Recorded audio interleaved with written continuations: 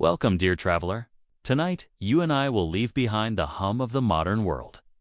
We will step quietly into a different time, a different place. One where the pace of life was measured, not by clocks and screens, but by the sun, the moon, and the turning of the seasons. This is surviving a medieval winter, life in the cold ages along, slow journey into a world of deep snow, flickering firelight, and quiet survival. We will wander through frost-covered fields and narrow lanes, past timber-framed cottages and frozen rivers. We will listen to the wind as it curls through bare branches, and we will feel the soft, steady heat of a hearth as we rest inside. Before we begin, let us prepare the mind and body for this gentle journey. Take a deep, slow breath in. Hold it for a moment, and let it out softly. Feel your shoulders relax. Allow the muscles along your neck to loosen. Let your hands rest comfortably. Where they are, your fingers soft, your palms warm. Take another breath in, imagining the air filling not just your lungs, but your whole body with calm. And then breathe it out, letting go of any weight you have carried through the day as you rest here. Picture a heavy woolen blanket laid across you, the kind woven by patient hands in a medieval cottage. Its fibers are thick and slightly scratchy, but warm, so warm that the cold air around you cannot reach your skin. The firelight flickers against the walls, casting shadows that sway gently, like the silhouettes of dancers moving in time with the flames. Listen. Can you hear it? The faint, far-off sound of winter wind sweeping across the land. It is a sound that belongs to open fields, to silent forests, to snow drifting down from a heavy sky. There is no rush in this place, no sharpness to the noise only. The slow sigh of wind moving past now the modern world begins to fade. The faint ticking of your clock, the glow of streetlights outside your window. The hum of distant traffic, all of it falls away. In its place comes the muffled stillness of the Middle Ages in winter. The year is perhaps 1340 or 1450. Or another cold year entirely. The exact date is unimportant, for here time is measured differently. The days are short, the nights long. The sun climbs only briefly above the horizon before sinking again into darkness. You stand at the edge of a small village, snow crunching under your boots. The cold air is crisp, biting at your nose and cheeks, filling your breath with pale clouds. The smell of smoke drifts faintly through the airwood smoke. Sharp and earthy, the sign of life and warmth ahead. The houses before you are small and close together, built of timber frames with wattle and daub walls, their roofs thickly thatched. Snow has gathered on the thatch, lying in uneven mounds. Thin trails of smoke rise from stone chimneys, curling upward into the gray winter sky. The windows are tiny, some covered with oiled parchment instead of glass, letting in just enough daylight to soften the dark interiors. As you step into the lane between the cottages, you hear the muffled sounds of life within. Somewhere, a woman hums softly as she kneads dough. A man coughs near the fire. A child giggles before being hushed. The village is alive, but quietly so, its people conserving energy for the long, cold season. You approach one cottage wooden door, slightly warped from years of weather. When it opens, the air changes instantly. The chill is replaced by a rush of heat from the fire inside, carrying with it the mingled scents of wood smoke, drying herbs, and something cooking slowly in a pot. You are welcomed in with a nod and a soft smile. Inside, the light is dim, the walls close, but the hearth is bright and alive. The fire pops gently, its warmth reaching your face. The family here wears thick layers wool tunics, cloaks, and simple leather shoes lined with fur. A heavy woolen blanket is pressed into your hands and you drape it around your shoulders. Here, in the Middle Ages, warmth is never taken for granted. Every log of firewood has been carried from the forest, chopped by hand and carefully stored under cover to keep it dry. The villagers take turns tending the fire through the night, for if it dies, it takes great effort to relight it in the morning cold. Outside, the snow continues to fall. You can hear it against the roof of soft, constant whisper. In the byre, just beyond the cottage wall, animals shift in their stalls. The cows, sheep, and goats share their body heat with the humans. 4. In many homes, people and livestock live close together during the winter months. It is not a matter of luxury, it is a matter of survival. As you settle by the fire, you notice how different the pace of life feels here. There is no rush, no frantic motion. The day is filled with slow tasks: mending a torn cloak, weaving thread into cloth, repairing tools, and telling stories to pass the time. The sound of a spindle turning is steady and hypnotic. A wooden ladle stirs the pot over the fire, its movement unhurried. Outside, the wind picks up again, rattling the wooden shutters. The night comes early. By mid-afternoon, the light begins to fade and shadows stretch long across the floor. Candles and rushlights are lit small flames that give just enough glow to see by. They're light, golden, and soft. The fire becomes the center of the world in winter. People sit close to it, talking quietly, eating in its warmth. Stories are told, old tales passed down from parents to children, from one winter to the next. You hear a low voice begin a story about a winter so cold the river froze so deeply that carts could be driven across it, or about wolves seen near the edge of the forest, their eyes glowing in the dark. But tonight, there are no wolves, no danger, only the sound of the fire and the wind, and the steady, slow heartbeat of winter. Life. Breathe in deeply now, letting the warm air of the cottage fill you with comfort. And breathe out, letting go of any remaining thoughts of the world outside this story. You are safe here, wrapped in wool, surrounded by the slow, steady rhythm of a medieval winter night. The snow falls on, the fire burns low, and you are warm, still, and ready to drift deeper into this world of the cold ages. The evening settles fully now, as though the whole world has exhaled and grown still. The last traces of daylight are gone, replaced by a darkness that is thick and velvety, wrapping the village in its quiet embrace. In this medieval winter, darkness is not feared, it is accepted. Night is as much a part of life as the daylight hours, and in its deep, unbroken shadow there is a kind of peace. Without the glow of electric lamps or the restless pull of constant noise, the world is allowed to rest. The only light comes from the hearth, its flames glowing deep orange, casting a slow dance of shadows on the uneven walls. A single tallow candle burns on the table, its flames small but steady. The smell of it is faintly animal, a reminder that even light here comes from the land, from the work of hands, from the life of the animals tended through the year. You are seated on a sturdy bench near the fire, your back warmed by the heat, your feet resting on a fur pelt spread across the floor to keep the cold from seeping through.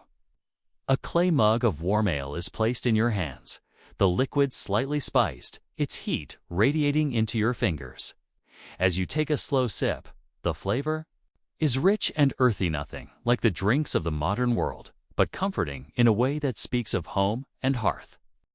Around you, the rhythms of the household continue in their unhurried way. A woman in a woolen kirtle sits near the fire, her hands busy with needle and thread, repairing a small tear in a heavy cloak. The older man at the far end of the room is sharpening a knife on a whetstone, the soft scraping sound steady and deliberate. A child, wrapped in layers, curls on a low bed stuffed with straw, already slipping into sleep under the glow of the fire. Outside the thick wooden walls, the world is locked in the stillness of snow. The wind occasionally rattles the shutters, but the thick thatch and carefully sealed joints hold firm. Every so often you hear a faint creak from the roof beams as they settle against the weight of the snow, a sound that might seem ominous in the modern world, but here it is simply part of the language of winter, a sign that the roof is doing its job, bearing the load as it has done for many seasons. The air inside is warm and carries the smell of herbs hung from the beams above, rosemary, thyme, and sage, dried in the summer and stored for winter use. Their presence is more than culinary. They also serve to freshen the air and, in some cases, help ward off illness during the long months indoors. In the corner of the room, a lidded chest holds the family's most precious goods: spare linens, tools, perhaps a few coins, and clothing for better days. These items are well cared for because in a medieval winter, nothing can be wasted. If a tunic tears, it is mended. If a tool breaks, it is repaired. The idea of simply replacing something is not part of this world. The family speaks in low tones. The conversation's simple but warm. They talk of who will go to the woods tomorrow to gather more firewood, of whether the snow will stop by morning, of which neighbors have traded for fresh eggs or honey. These topics might seem small, but in the quiet rhythms of medieval life, they are the threads that hold the season together as you sit listening. The sound of the wind outside begins to fade, replaced by a stillness so deep you can almost hear the snow itself, soft, relentless, falling in the dark. In the village lanes, the fresh snow covers the tracks of feet and carts, smoothing the ground until it looks untouched, like a clean sheet of parchment. You imagine stepping outside for a moment into the frozen air. The cold would bite instantly, the kind that pricks your skin and makes the inside of your nose sting. Your breath would turn to a pale cloud before your face, rising into the night. Above, the stars would be bright and sharp, scattered across the black sky. With no city lights to compete, their glow would be astonishing, more stars than you might have ever seen in the modern day. But soon, the pull of the fire would draw you back inside. Your hands would thaw near the hearth, your cheeks tingling. As the warmth returned, you would feel, deep in your bones, that you were safe here, that this house, this fire, this family, and this moment were a small fortress against the cold world beyond. Now, the older man sets down his sharpening stone and begins to speak, not loudly, but with the slow confidence of someone who has told this story many times. It is about a winter long ago, colder than any in living memory, when the river froze so completely that a fair was held upon it. Stalls and tents stood right on the ice, and people walked from one side to the other as though it were solid ground. He speaks of brightly colored cloth, steaming pots of food, and music played on fiddles and pipesaw. In the middle of the frozen river, the younger members of the household listen with wide eyes, some skeptical, others eager to believe. In a place where winter can feel endless, a story of celebration in the heart of the cold is a treasure. You listen too, letting the cadence of his voice wash over you. The fire crackles softly. The candle's flame wavers as a draft slips through a crack in the wall. The air smells faintly of the stew simmering over the fire, a mixture of root, vegetables, dried beans, and perhaps a sliver of meat saved for tonight. The hours pass without hurry. Time is not measured in minutes here, but in the slow progress of the fire's embers, in the dimming of the candle, in the weight of the woolen blankets drawn closer. Eventually, the tasks of the evening wind down. The needle is set aside. The knife is sheathed. The last logs are added to the fire. The stew pot is taken from the hook and set aside for morning. One by one, the family settles into their places for the night in low wooden beds, on pallets of straw, or wrapped in blankets near the hearth. Someone murmurs a short prayer in the dimness, not loud enough to break the peace. The only light now comes from the fire, burning low but steady, its warmth radiating into the stillness. You feel your own body grow heavier, your breath slower. The firelight reflects in your half-closed eyes, and the sounds of the cottage soft breathing, the occasional rustle of a blanket, the faint shifting of the animals outside become a kind of lullaby. The medieval winter night is long, but it did. is gentle in its way. Outside, the snow continues to fall, covering the land in a fresh, untouched layer. Inside, the warmth is constant, the peace unbroken. You are a guest here, welcomed into this rhythm, this quiet heartbeat of another time. And as you let your mind drift further from the waking world, you realize you are already beginning to sleep in the Middle Ages. When you next open your eyes, the firelight has dimmed to a soft glow. The night has passed quietly, and the pale light of early morning slips in through the cracks in the shutters. It is winter in the later Middle Ages. Perhaps the year is 1387, though no one here would mark time in the way you do now. The people of this village reckon their days by feast days, by harvests, by the length of the sun's arc in the sky. The season is deep. The solstice has passed. Yet the cold remains steadfast, lingering over the land like a great white cloak. Snow lies heavy on every surface, the roofs, the frozen lanes, the branches of bare trees, each limb outlined in frost. The air is so crisp it almost rings when you breathe. You rise from your bed, a low frame filled with straw, covered in woolen blankets. The room is cool, your breath visible in the morning light. Your feet find the sheepskin laid beside the bed. Its softness and faint animal scent a comfort in this stark season. The cottage around you is small but solid. Built with wattle and daub walls, their wooden framework filled with a mixture of clay, straw, and earth. The roof above is thatched, its thick layers designed to hold warmth in and shed snow before it becomes too heavy. In the corner, the hearth still smolders from the night before, a banked fire that can be coaxed back to life with a careful hand and fresh wood. Outside the door, the village waits in the cold. You step into thick boots, pull on a cloak fastened with a simple pin, and wrap your hands in woolen mitts. The wooden latch lifts with a faint creak, and the winter air rushes in, sharp, biting, yet so clean it seems to wash the very inside of your lungs. The world before you is still and white. The cottages are scattered in a loose ring, each with smoke drifting from its chimney. Beyond them lie the fields, sleeping now under their blanket of snow, and beyond that, the edge of the forest, dark and silent in the pale light. The path through the village is narrow, worn smooth by countless feet over the years, though today it is muffled in snow. Here and there you see footprints, some fresh, some half-filled by new flakes. A neighbor passes you, head down against the cold, carrying a bundle of firewood on their back. Their breath fogs the air, and their footsteps crunch softly as they vanish into the distance. The village church stands a little apart from the homes, its stone walls gray and rough-hewn. The bell in its small wooden tower is still silent. It will not ring until the hour for morning prayers. Around it, the churchyard lies quiet, its stones half buried in snow, each marking the resting place of someone whose winters are now. Past as you walk, you notice the sounds of winter here, the faint groan of ice shifting on the river nearby, the distant caw of a raven circling above, the occasional sharp crack as a branch, heavy with ice, gives way in the forest. These sounds are sparse but vivid, carrying easily in the cold air.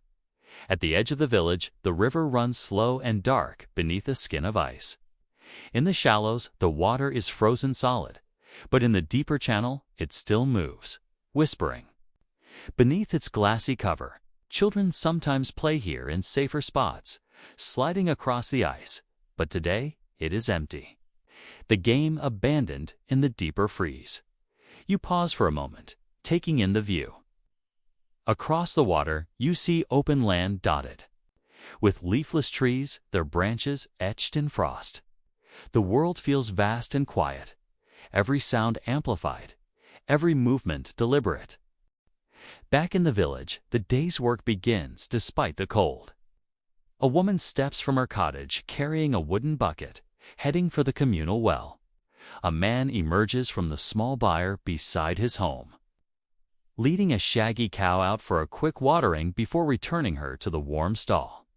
Smoke thickens above the chimneys as more fires are lit, carrying with it the smell of burning oak and pine. The air holds other scents too. Faint but distinct, the earthy aroma of damp wool, the tank of cured meats hanging from rafters, the sharpness of cold iron from tools left outdoors overnight. This is not a hurried world. The rhythm of life in a medieval winter is set by necessity, not by clocks. Work begins with the light and ends with the dark. There is time to pause and greet a neighbor, to share a moment of conversation about the weather or the health of the animals. As you move through the village, you are not an outsider here in this telling. You are part of this world. People greet you by name. They ask if your hearth is warm, if you have enough wood for the coming week, if the roof has held under the snow. Their concern is genuine, for in winter, survival is a shared endeavor. You visit the blacksmith's workshop, a small, low building, with its forge banked low to save fuel. Tools hang neatly along the walls: hammers, tongs, chisels, each worn smooth by years of use. The air smells faintly of charcoal and iron. The blacksmith nods to you, pausing in his work to blow gently on the embers before adding a small piece of coal. The hiss and pop of the fire are steady, rhythmic, almost like breathing. From there, you make your way to the edge of the forest. Here, the snow is deeper, undisturbed except for the tracks of deer and the occasional fox. The trees stand tall and silent, their trunks dark against the pale ground. A few evergreen boughs still hold their needles, offering a touch of green in an otherwise monochrome world. Woodcutters work quietly here, axes rising and falling in slow, deliberate strokes. They speak little, their focus on the task. Each log is precious, each branch carried back to the village with care. Firewood is not simply a comfort here. It is the difference between warmth and bitter cold, between survival and danger. As the morning passes, you return to the village, following the narrow path back toward the sound of the church bell. Tone is low and resonant, carrying across the snow-covered fields. People emerge from their homes, cloaked and hooded, and make their way toward the church. The door stands open, and warm light spills into the cold air, inviting them inside. You step in with them. The interior is dim but welcoming, the air warmer than outside. The walls are bare stone, and the wooden beams overhead are dark with age. A few candles burn on the altar, their flames steady. The priest's voice is calm and low, his words familiar to the villagers. The service is brief, ending with a blessing for safety and health through the cold days ahead. When you emerge again into the daylight, the sun has climbed higher, though its warmth is faint. The village seems more alive now, doors open, smoke rising steadily, voices carrying across the crisp air. You take one last slow breath, feeling the cold fill your lungs, tasting the clarity of it before returning to the cottage. Inside, the fire has been built up again, and the smell of bread baking on the hearth fills the room. Your seat by the fire waits, the warmth ready to wrap around you once more. You are fully here now in the heart of a medieval winter, part of a world where each day is shaped by the land, the season, and the shared effort to endure. The story has only just begun. The morning light grows stronger, though here in winter it will never be bright and sharp the way it is in summer. The sun rides low in the sky, a pale silvery disk filtering through the thin veil of clouds. Shadows are long even at midday, and light glints faintly on the frost, making every surface seem dusted with tiny stars. You step back inside your cottage, shutting the wooden door against the chill. Inside, the air is warmer, scented with smoke and the faint sweetness of grain baking in the pot beside the hearth. The sound of crackling wood is steady now, a reassuring rhythm that promises comfort. On the table, a simple breakfast waits. Course. Bread, baked from barley flour milled in the village's watermill before the freeze set in, and a small wedge of hard cheese. In a clay mug, a steaming drink made from warmed ale mixed with a pinch of honey. These are the staples of a winter's morning, not luxurious, but sustaining. You sit by the fire, tearing a piece of bread, feeling its rough crust against your fingertips. The cheese is firm and faintly sharp. It has been aging in the cool pantry since the summer. The warm ale chases away the lingering chill in your chest. You can almost hear the land itself resting beyond the walls, fields and hedgerows waiting for the thaw before life can quicken again. In this season, the rhythm of the day is dictated by necessity. There is no idle wandering, no wasted movement. Every task serves the simple purpose of surviving until spring. Once you finish eating, you pull your cloak tight and head outside again. The snow crunches beneath your boots, its sound oddly satisfying in the stillness. A group of women are gathered near one of the larger cottages, their skirts tucked high to keep them from dragging in the snow. They are carding wool, a slow, patient task. Their hands move rhythmically, teasing apart the tangled fibers to prepare them for spinning. The wool itself is from the village's sheep, shorn in late spring and stored for use through the year. Now, in winter, the work of turning that wool into thread is essential. Thick yarn will be spun on drop spindles and later woven into cloth for cloaks, hoods, and blankets. Every garment is a shield against the cold. You greet them quietly, and one of the women, her cheeks flushed from the cold, smiles and nods toward you. She offers a small bundle of wool for you to try. The fibers are soft but stubborn, clinging to one another until your fingers coax them apart. You can feel the warmth in them already, the promise of protection against the wind. From there, you make your way toward the byre where the animals are kept. Inside, it is dim but warmer than outside, the body heat of the livestock holding the cold at bay. Cows stand in their stalls, chewing slowly, their breath steaming in the air. Chickens roost on wooden beams, feathers puffed for insulation. A single pig roots lazily through straw in its pen, turning over scraps for any morsel of interest. Animals are as vital to survival here as the fields are in summer. Milk from the cows, eggs from the hens, meat from the pigs, all these sustain the people of the village through the lean months. Each animal is fed carefully, their fodder rationed to last until pasture returns in spring. You help carry a bundle of hay from the loft, the dry scent filling the air as you shake it into the mangers. The cows blink slowly at you, their dark eyes calm. One nudges your hand, seeking a treat, perhaps a crust of bread or a few dried apple slices from the stores. These quiet moments in the byre are a reminder that survival is not just a human struggle. It is shared with every living creature in the village. When you step back outside, the cold feels sharper after the warmth of the byre. You see a small group of men and older boys at the edge of the village preparing to head into the forest. They carry axes and wooden sleds, ready to bring back fresh firewood. In winter, the demand for fuel never lessens. The hearths must burn day and night. You decide to walk part of the way with them. The forest is silent, except for the occasional rustle of a bird in the branches above. Snow muffles sound, making even the swing of an axe seem subdued. The men work in pairs, one cutting while the other rests, conserving their energy. Logs are cut to manageable lengths and loaded onto sleds to be dragged back to the village. It is heavy work, and they move slowly, careful to avoid injury in the bitter cold. When you part ways, you return toward the sound of a faint, steady hum, the water mill. Even in winter, the mill is used when the river's flow allows. Today, part of the wheel turns sluggishly, ice forming on its paddles. But the miller still manages to grind small amounts of grain. He greets you warmly, his cheeks red from the cold. Inside, the air is filled with the scent of freshly milled flour, a smell that feels almost like summer back in the village. Midday approaches.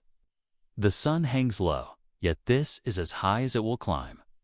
People return to their homes for the main meal of the day. Pottage, a thick stew made from whatever is available. Onions, leeks, dried peas, perhaps a few slices of salted meat or fish. The pot hangs over the fire, its contents simmering slowly for hours until flavors blend. You share in the meal at your own hearth. The stew is simple, but it is hot and filling. The steam fogs the air above the bowl, and you breathe it in before tasting. Each spoonful is a small comfort, warmth radiating from your core outward. After eating, the afternoon is spent in quiet, necessary work. In one home, someone repairs a broken wooden bucket, using careful strokes of a knife to smooth a replacement stave. In another, children sit close to their grandmother as she tells stories, tales of saints, of ancient kings, of winters long past when snow lay even deeper and the cold bit harder. These stories are not just entertainment. They carry the memory of how others endured and survived. You take time to mend your own cloak, drawing the needle slowly through the thick wool. The thread is spun from the same sheep's wool you felt earlier, dyed with plants gathered months ago. Each stitch feels like an act of preservation, a small defiance against the cold as the afternoon light begins to fade. Earlier than you might expect, preparations for evening begin. Extra wood is brought in from the store. The animals are checked and settled for the night. Candles are lit, their golden glow softening the shadows that creep into the corners of the room. Outside, the air grows colder still, the snow reflecting the faint light of the rising moon. The village seems to draw inward, each home a small island of warmth in the frozen world. You find yourself by the fire once more. Hands wrapped around a cup of warm cider, listening to the low murmur of voices outside a pair of neighbors, speaking as they pass, their words carrying clearly in the still night air. Somewhere far off, a dog barks once, then all is quiet again. This is life in the heart of a medieval winter, steady, deliberate, shaped by the cold, yet rich in small acts of care and endurance.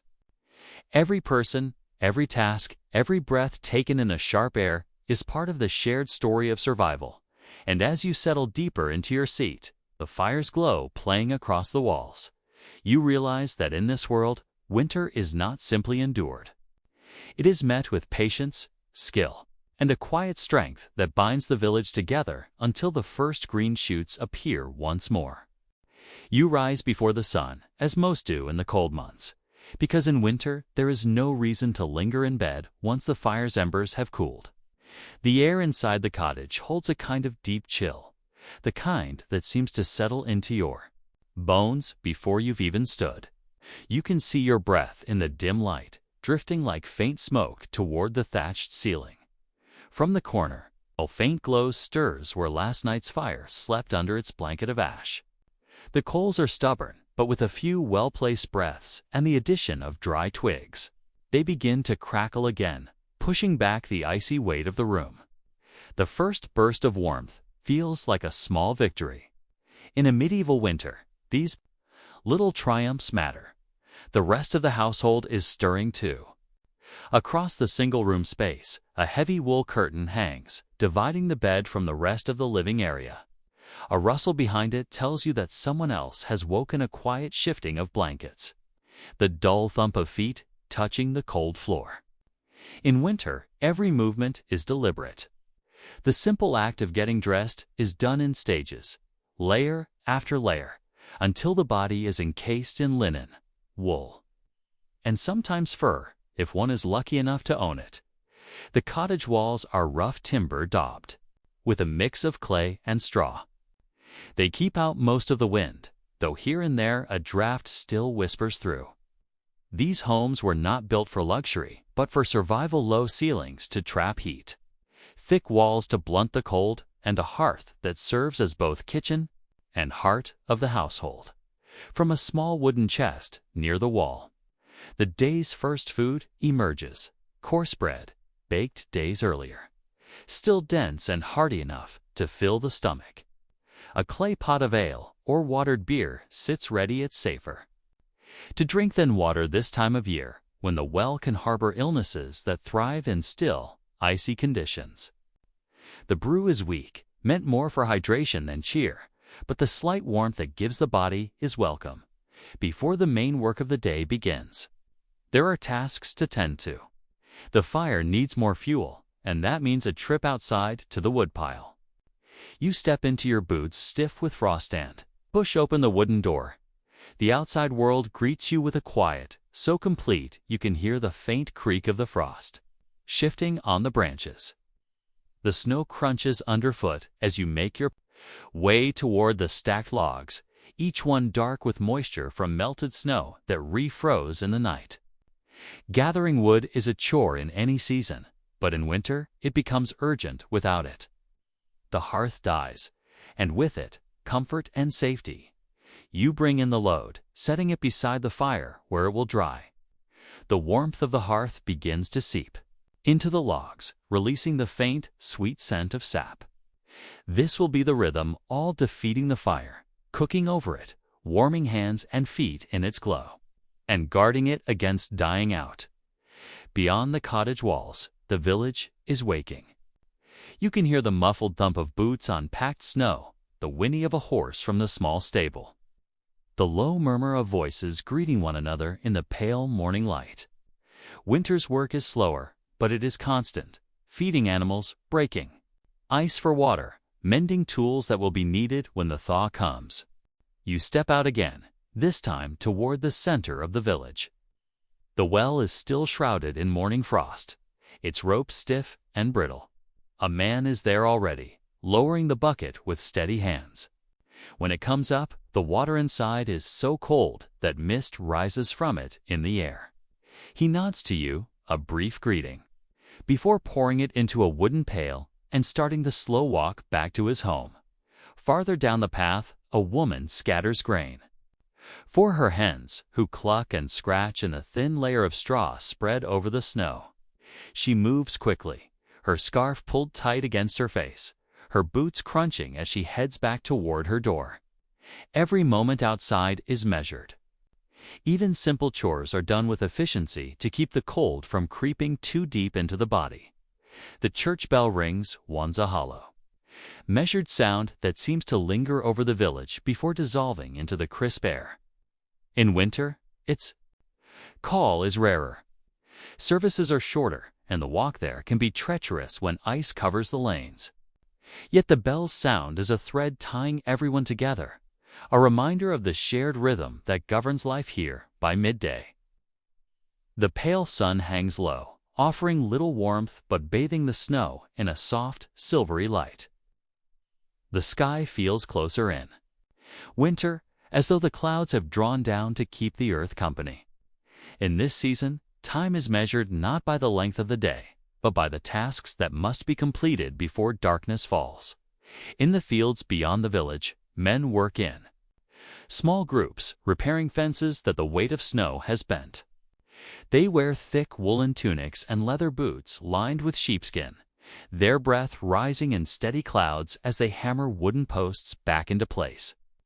The ground is too hard to till, so the fields lie fallow, resting under their icy covering. Yet work here never stops entirely. There is always something to mend, something to prepare. Near the edge of the forest, you see a different kind of labor. A hunter returns from the trees, his sled carrying a small deer, its coat dusted with frost. This is no sport, it is survival. In winter, fresh meat is rare, and such a catch will be shared among families, smoked or salted to last as long as possible. The hunter moves with care, the sled's runners hissing softly over the snow, his eyes scanning the path ahead as though already thinking of the next venture into the woods. Back in the village, smoke rises from every chimney now. The scent of cooking drifts on the air, onions stewing in a heavy iron pot, salted pork sizzling slowly, the faint sweetness of turnips softening over the fire. Kitchens in these homes are humbled no more than a hearth, with a hook for the pot and a flat stone for baking, but they produce meals that are nourishing, designed to keep the body strong through long, cold nights. By late afternoon, the light begins to fade again, the horizon shifting from pale silver to shades of blue and violet. Villagers move more quickly now, finishing outdoor tasks before the deep cold returns. The woodpiles are checked and covered, animals are fed one last time, and doors are barred against the wind. Inside the cottages, the evening settles in layers. Children are brought close to the fire, their cheeks pink from the cold, their fingers wrapped around wooden mugs of warm broth. Elders tell stories, some about saints and miracles, others about long winters past when snow came earlier and stayed longer. These tales are not just entertainment. They are threads of memory, tying the present to the past as darkness deepens. The only light comes from the fire and small tallow candles, their flames steady in the still air. Shadows dance along the timber walls, and the room feels smaller, closer, as though the world beyond the door has been pushed far away. The wind picks up outside, rattling the shutters and sending a fine dust of snow swirling across the lanes. But here, inside, the warmth holds. You can feel it in your fingertips, in the slow relaxation of muscles that no longer need to brace against the cold. This is the medieval winter's gift, the stillness of night, the comfort of fire. The knowledge that for now, you are safe within the walls you have built. The day's rhythm has been simple, yet full. Every task, from drawing water to mending tools, has been a step in the quiet dance of survival. And as the fire burns low and the last words of a story drift into silence, the village settles once more into the deep, unbroken quiet of a winter night, ready to rise again when the faint glow of dawn touches the frost. The day is waning. But in a medieval winter, the approach of night feels less like the end of a day and more like the arrival of another season short. Dark and enclosed, the pale sunlight is already slipping lower, casting long, slanted shadows across the snow-packed paths. The villagers seem to move in quiet agreement now, each one making the same calculation: finish what must be done before darkness closes the world outside. You stand for a moment on the village lane, taking in the scene. Thin trails of smoke curl from every chimney, dark against the faintly golden sky. The soundscape is gentle, a steady creak of leather harnesses as a cart is wheeled to its storage shed, the muffled clink of a blacksmith's hammer as he finishes his last piece before the light fades, the slow rhythmic crunch of boots as neighbors head home. The air has shifted. It feels heavier now, as if the night is pressing forward from beyond the tree line. The cold is sharper, too, the kind that makes your breath plume more quickly, that nips at the skin even through thick wool. The livestock must be tended before true dark. You follow the path to the small barn on the edge of the village, its wooden planks pale with frost. Inside, the air is warmer, humid with the smell of hay and animals. The cows stand quietly in their stalls, their dark eyes reflecting the glow. From the single lantern, their breath steams in the air, and you hear the soft swish of tails, the occasional low, rumbling moo. Buckets of feed are poured, fresh straw is spread, and each animal is checked for signs of illness. In winter, disease can spread quickly, especially when beasts are kept close together for warmth. A hen flaps briefly from her perch, settling again with a rustle of feathers. Outside, a dog barks short, sharp, and then silent again. From the barn, you can see the last sliver of sun dipping behind the hills.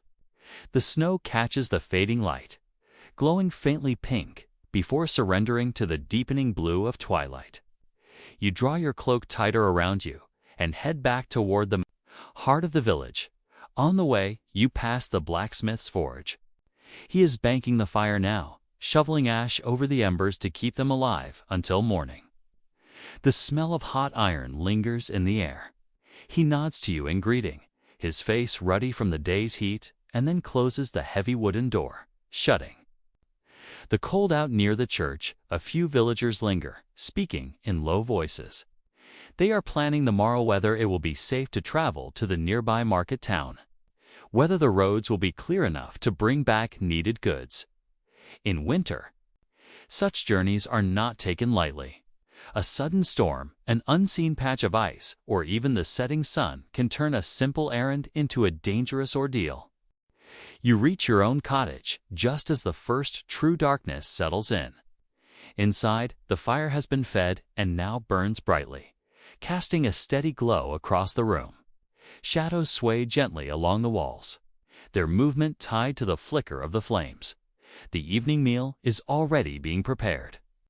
In the pot over the fire, a thick stew simmers, its scent filling the room. You catch the earthy aroma of root vegetables, the savory richness of meat saved from a recent hunt, and the faint tang of herbs gathered in summer and dried for winter. You sit near the hearth, extending your hands to the warmth. The heat seeps slowly into your skin, easing the stiffness in your fingers. Across the room, a child hums quietly to herself as she helps peel turnips. The soft scrape of the knife against the skin almost hypnotic. The meal is served in wooden bowls, thick slices of bread on the side. Eating together in winter feels different, more deliberate, more grateful. The food is hearty, meant to keep strength in the body against the cold. Between spoonfuls, conversation drifts easily. A story from a neighbor, a reminder of which tools need mending, a quiet laugh at something small and ordinary. When the meal is done, the bowls are rinsed with warm water and set aside. The fire is fed again, the logs settling with soft cracks and pops as the flames rise. Someone pulls out a spindle and begins spinning wool, the fibers twisting and tightening with practiced hands. Another takes up a small carving project, the faint rasp of the knife on wood filling the quiet spaces between voices.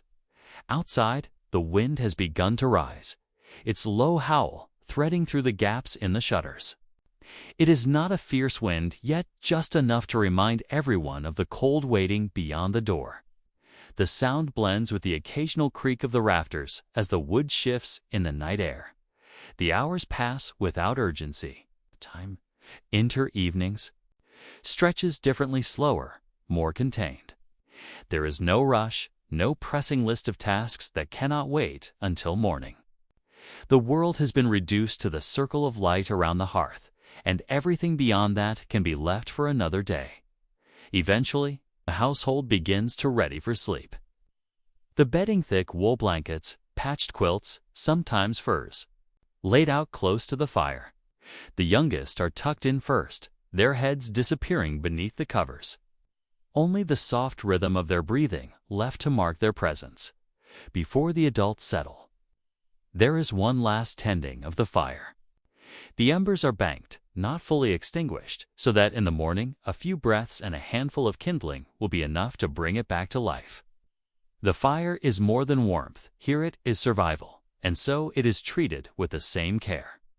As food or water, you lie down beneath your own blanket, feeling its heavy warmth settle over you. The air in the cottage is cooler now that the fire has been damped, but the closeness of the bedding and the faint, residual heat from the hearth are enough to hold the cold at bay. Your eyes adjust slowly to the dimness. The last light comes. From the faint glow of the embers, a soft orange pulse that makes the room feel smaller, safer. The wind outside continues its song, steady and unbroken, as if reminding you that winter still holds the world in its grasp. In these quiet hours, before sleep takes you, you can feel the deeper rhythm of medieval winter life. It is not a season of idleness, but of measured energy, of choosing what is worth doing and what can be left until the thaw. It is a season of relying on others, of shared meals and shared fires, of knowing that survival is not a solitary act. Beyond the walls of your home, the village sleeps in its own pockets of warmth. Each cottage holds its own small world, different faces, different stories, but the same firelight, the same careful balance between cold and comfort. And so, the night deepens. The wind carries the faint scent of wood smoke through the lanes. The snow glitters faintly under the moonlight, and somewhere, far off, a church bell marks the passing of another hour. The sound is low and steady, a reminder that even in the stillness, time moves forward. You close your eyes, letting the warmth of the blankets and the muffled quiet of the night settle over you. The medieval winter may be harsh, but here, in this moment, you are sheltered within it, one more thread in the long fabric of lives lived against the cold. One more night held safe by the glow of the hearth. The morning light in the village arrives reluctantly, as though it too is reluctant to leave the warmth of its hidden bed behind the clouds. You stand just outside the low wooden door of your dwelling, the cold air sliding across your cheeks like a curious hand. The ground crunches beneath your boots, thin, packed snow mixed with the dusting of frost that settled silently overnight. Each exhale forms a soft cloud before your face, lingering for a moment before disappearing into the crisp air around you. The world is still muted by the hush of winter. Roofs of thatch and turf are topped with a delicate layer of white. The smoke from chimney holes drifts in long, lazy columns, carrying the scent of peat fires and the faint, sweet aroma of dried herbs hanging above kitchen hearths. The village is small, perhaps 24 homes huddled together for warmth and shelter against the wind that sweeps in from the distant hills. Your journey begins slowly, not with a sudden departure, but with a quiet wandering. The main lane of the village is little more than a frozen path, rutted by the wooden wheels of carts and the marks of sledges dragged by hand. You pass by the smithy, its door open just enough to let out a faint orange glow. Inside, the blacksmith's breath clouds in the chill as he lifts a hammer, the clang of metal upon metal ringing out into the still air. The sound is muffled by snow, turned into something softer, less jarring, more like a distant heartbeat than the sharp echo of summer. Work. In these cold months, work slows. Even so, the rhythm of daily life continues, unhurried yet constant. A woman emerges from her home, her woolen shawl pulled tightly about her shoulders. She carries a clay jug toward the well at the village's center, her boots leaving careful prints in the snow. As she walks, the faint jingle of the iron hook on the jug's handle mingles with the distant caw of a crow perched on a bare branch. When you reach the well yourself, you pause. Its wooden frame is capped with frost, the bucket's rope stiff and brittle with cold. You can imagine the icy bite of water freshly drawn, the way it stings your hands before your palms go numb. A young boy is already there, turning the creaking crank with both mittened hands. His breath puffs in short bursts as the bucket rises from the dark circle below. He smiles shyly at you before darting off toward his family's home, the water sloshing gently in his pail. Further along the path, you see the mill at the edge of the frozen stream. In warmer seasons, the wheel turns steadily, powered by the rush of water, but now it stands still, rimmed with ice. The stream itself moves only in secret, beneath a crust of frozen white. You kneel for a moment to touch the surface, feeling how smooth and glassy it is under your fingertips, hearing the faint murmur of hidden currents below. The air here feels even colder, as though the water breathes out its own winter. Your thoughts drift to the fields beyond the village. They lie barren now, the earth hard as stone, the furrows filled with frost. In summer, they are alive with green notes and barley swaying in the breeze, but in this season they seem to sleep, covered in the white quilt of snow. A few withered stalks poke through, reminders of the harvest past. Scarecrows lean in. The fields, their straw shoulders weighed down by frost, their once bright rags faded to dull shades. It is in this stillness that life here feels most delicate. The people of the village must draw on their stores grain kept in wooden bins, root vegetables packed in straw, smoked meats hung high in rafters to keep away from pests. The long months teach patience, and every meal is prepared with care. For waste in winter can mean want before spring. As you continue walking, you spot a small group near the chapel, a simple timber building with a roof of mossy thatch. The door stands ajar, letting out a sliver of warm light. Inside, candles flicker, casting golden halos that dance on the wooden walls. A priest in a thick wool robe bends over a small altar, arranging sprigs of evergreen, the only living green to be found this time of year. These decorations are not only for beauty, they are a promise of life's return. A symbol that even the coldest winter will one day give way to spring. From the chapel, you wander toward the market square. In summer, it is crowded with stalls, the air filled with the shouts of traders and the scents of fresh bread, honey, and roasting meats. Today, it is quieter, though not empty. A few traders stand behind carts laden with winter goods, bundles of firewood, skeins of wool, baskets of onions, and jars of pickled vegetables. You watch as a woman examines a skein, testing its softness between her fingers before handing over a few coins. The trader wraps the wool carefully, as though even something so common should be protected from the bite of the cold.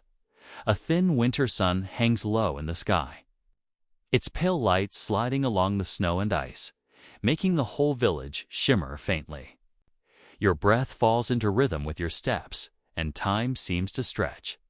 This is not a hurried world. Even the crows circling above seem to move slowly, their wings cutting through the still air with unhurried beats. A narrow track leads away from the market toward the edge of the village, where the forest begins. The trees here stand tall and bare, their branches laced with frost like delicate silver threads. Entering the forest feels like stepping into a different kind of silence, one that presses softly against your ears. Snow lies deep in places, broken only by the delicate tracks of deer or the sharp prints of a fox. Somewhere nearby, a woodpecker taps against bark, the sound sharp but not jarring, more like a steady drumbeat in the background of winter's still song. In the forest's quiet, you find yourself thinking about the people who live here. Resilience, their ability to endure not just one winter, but many. Each season teaches them something: when to harvest, when to store, when to rest. The medieval winter is not just a trial. It is also a teacher, reminding all who live through it of the cycles of nature, the value of preparation, and the importance of community. Eventually, you turn back toward the village. Smoke still drifts from chimneys, carrying with it the scent of meals being prepared, perhaps a thick stew bubbling in a pot over the fire, its steam rich with the aroma of herbs and root vegetables. You imagine the warmth inside each home, the low fire casting a golden glow, children gathered under blankets, the soft clack of knitting needles as someone works to finish a garment before nightfall. The light fades early in winter, and already the shadows are beginning to stretch long across the snow. As you walk back down the main path, you feel the cold deepening, the air sharpening. The village seems to gather itself for the night doors closing, shutters being fastened, animals guided into shelters. Somewhere, a dog barks, its voice carrying in the still air before fading into silence. You step inside your dwelling at last, pushing the wooden door shut behind you. The air inside is warmer, scented with smoke and something simmering over the fire. The walls glow with the soft light of tallow candles, their flames steady in the still air. You shed your cloak and gloves, feeling the gradual return of warmth to your fingers. Outside, village settles under the cover of night, the snow reflecting the faint silver of the moon. Inside, you sit by the hearth, listening to the quiet crackle of the fire and the occasional creak of wood as it shifts in the heat. The day's journey through the winter world lingers in your mind, the slow steps, the crisp air, the way the land sleeps in stillness yet hums quietly with the promise of life to come. The morning in the medieval settlement unfolds slowly, as though the entire village is reluctant to stir from the warmth of its thatched roofs and hearths. The air is crisp and clear, the kind that makes every breath feel as though it has been filtered through the purest ice. A pale sun rises low over the horizon, casting a gentle, muted light that spreads like diluted gold over the frosted ground. You walk along the narrow main road, your footsteps softened by a fine crust of snow. The wooden homes lean close to one another, their timber frames dark against the whitewashed daub, the edges trimmed in frost that sparkles faintly when touched. By sunlight, the stillness is comforting, yet alive, a stillness that hums with the soft activity of people beginning their day. The smell of wood smoke is constant, drifting lazily from squat chimneys, blending with the faint aroma of baking bread from the village bakehouse. A few figures move about in the distance, bundled in woolen cloaks, the colors muted earthy browns, grays, and deep greens. From one doorway, a woman steps out with a wooden bucket in hand, her breath billowing in a cloud before her face as she makes her way toward the communal well. The well's roof is capped with snow, and the rope creaks softly as she lowers the bucket into the darkness, the splash below echoing gently through the frosty air to lyric. The young scribe walks ahead of you, his pace unhurried. In his arms, he carries a bundle of parchment wrapped in a square of linen, its edges tucked in tightly to protect the precious material from the cold. The ink he uses becomes sluggish in winter, thickening like molasses, and so he must keep it wrapped and close to his body until he reaches the scriptorium. His boots, worn but sturdy, press into the snow with a muffled crunch, leaving a trail of neat impressions behind him. You follow him as he turns down a quieter lane where the homes are smaller, the chimneys fewer. Here, the road passes close to the edge of the forest, tall, straight pines and bare-branched oaks that rise like solemn guardians. The occasional snap of a branch or rustle of frost-tipped leaves reminds you that even in the depth of winter, the forest remains a place of life. Somewhere far off, a woodcutter's axe meets the trunk of a tree with a low, thick, rhythmic thud, each strike spaced apart, as though he is pacing himself against the cold. From this side of the village, you can see beyond the palisade wall to the rolling white fields beyond. A few dark specks move slowly across them. Sheep, their thick winter coats dusted with frost. Heads bent toward patches of grass uncovered by yesterday's sun. A shepherd stands nearby, leaning on his long crook. A dog at his side, watchful and still. Alaric pauses for a moment beside a narrow stream that trickles even in this cold season. Thin ice clings to its edges, forming delicate patterns that resemble the veins of leaves. The water itself runs clear and shallow, moving with a soft murmur. He crouches for a moment, brushing a hand over the ice, as though noting its thickness. A habit formed from years of knowing how treacherous winter streams can be. Then he rises again, continuing toward the small stone building where he will spend much of his day. The scriptorium is modest, a single-room structure built of rough-hewn stone, its roof heavy with thatch, darkened by weather.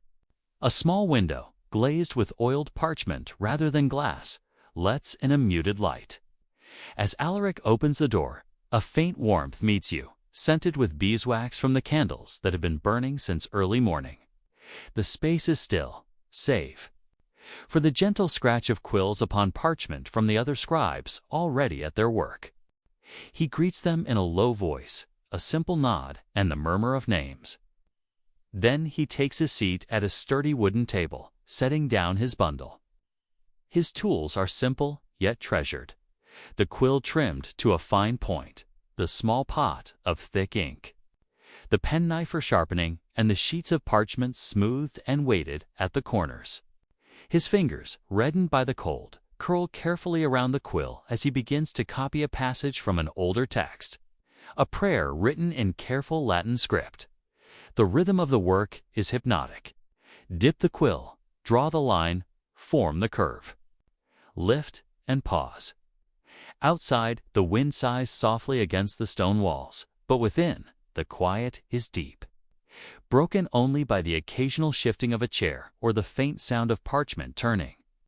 Each letter is a small act of preservation, each word a bridge to knowledge that will endure beyond the winter, beyond even this generation.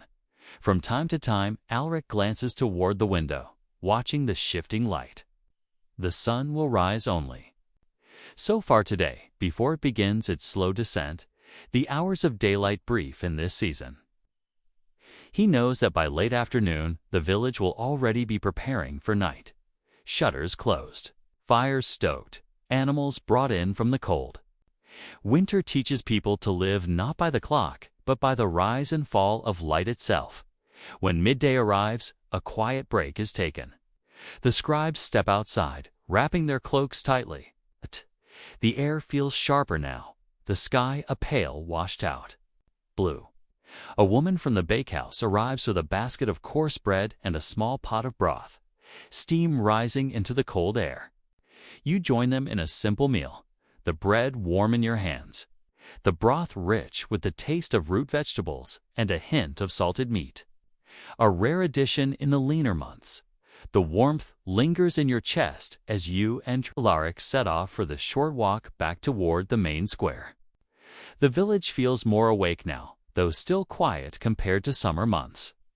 A group of children play in the snow near a cart, their laughter muffled by wool scarves wrapped high around their faces. A farmer leads a small donkey down the lane, the creature's breath puffing in soft clouds.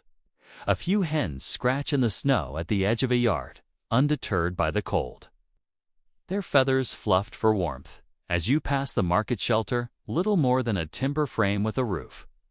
You see a few stalls set up, though goods are sparse in winter. Dried herbs hang from cords, their scent faint but still noticeable. A woman sells small hand-carved spoons and bowls, each shaped from wood gathered during autumn. Another offers skeins of spun wool, dyed in deep shades of madder, red and woad blue. The colors are a reminder that even in the muted season, there is beauty and life woven into daily existence. The afternoon stretches on in a slow, deliberate rhythm. Shadows lengthen across the snow, and the air begins to take on that particular stillness that signals the approach of evening.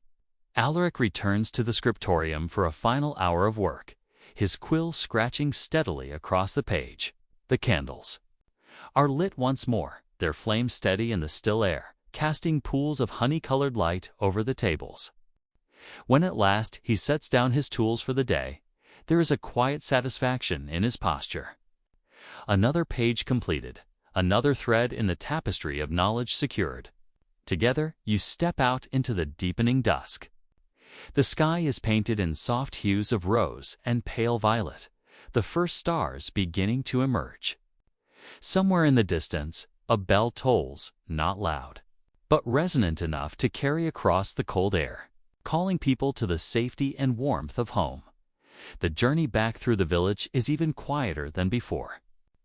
Doors are closing now, faint light spilling for a moment into the snow before vanishing as the shutters are drawn. The smoke from the chimneys thickens, and the scent of supper cooking stewed cabbage, barley, perhaps a bit of preserved meat, drifts from unseen kitchens. You follow Alaric past the well, past the silent market shelter, and back toward the modest cluster of homes near the scriptorium. It feels as though the entire world is tucking itself in for the night. The forest beyond the palisade stands in dark silhouette against the fading sky, the pines unmoving, the oaks skeletal in their winter slumber.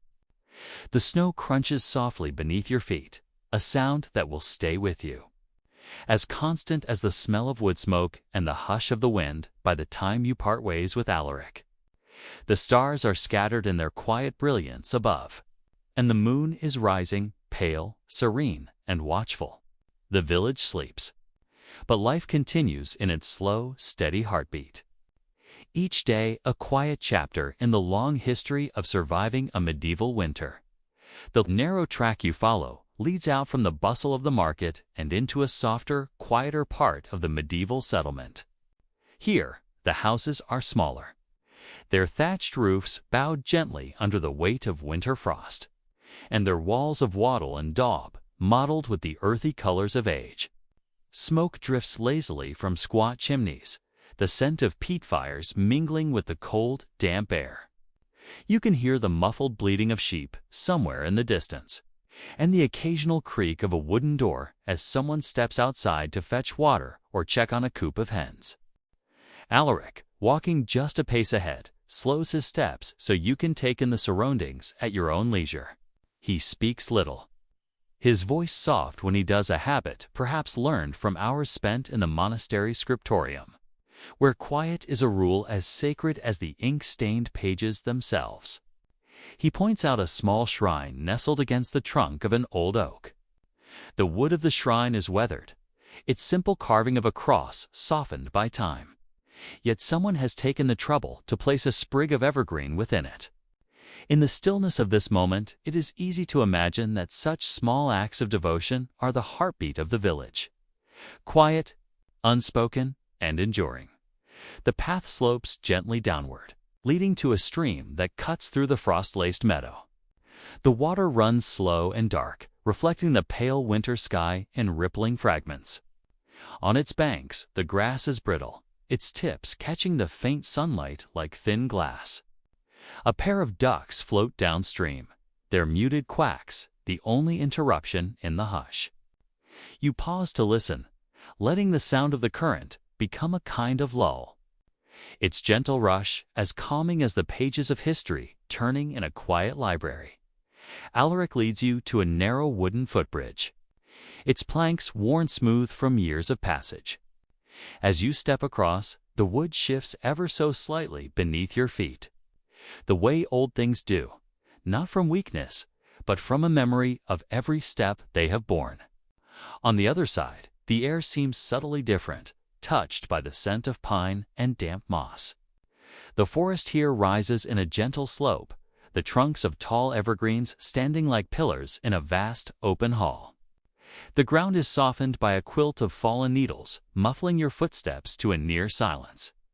Inside this forest, the light filters in slanted beams, each one hazy with fine mist.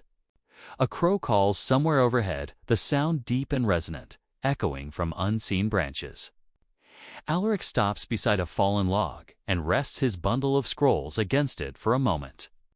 He tells you of how, in winters past, villagers would come here to gather pine resin for sealing cracks in their walls or mending fishing nets. It is a task done slowly, with patience, and perhaps that is why it lingers in his voice like a story past. Down from his father, you continue deeper into the forest until you reach a small clearing. Here, the ground is sprinkled with frost-kissed leaves, and the center holds a rough-hewn wooden bench, perhaps once a resting place for woodcutters or shepherds. Alaric sits for a moment, looking out toward the far end of the clearing where the forest opens slightly to reveal a distant view of the river. He gestures for you to join him, and together you sit in the quiet, listening to the faint murmur of water and the occasional snap of a twig underfoot as a deer moves somewhere unseen. From here, the journey turns gently back toward the village, but rather than taking the same path, Alaric chooses a winding route along the forest's edge. The trees here thin out, revealing small plots of farmland lying dormant under winter's touch. Furrows run in patient lines across the earth, waiting for the thaw that will bring life back to the soil. Wooden fences, some leaning and patched, mark the boundaries between families' lands. You can almost picture the spring to come, the careful sowing of seed, the rhythmic swing of scythes, and the soft hum of voices carrying across the fields.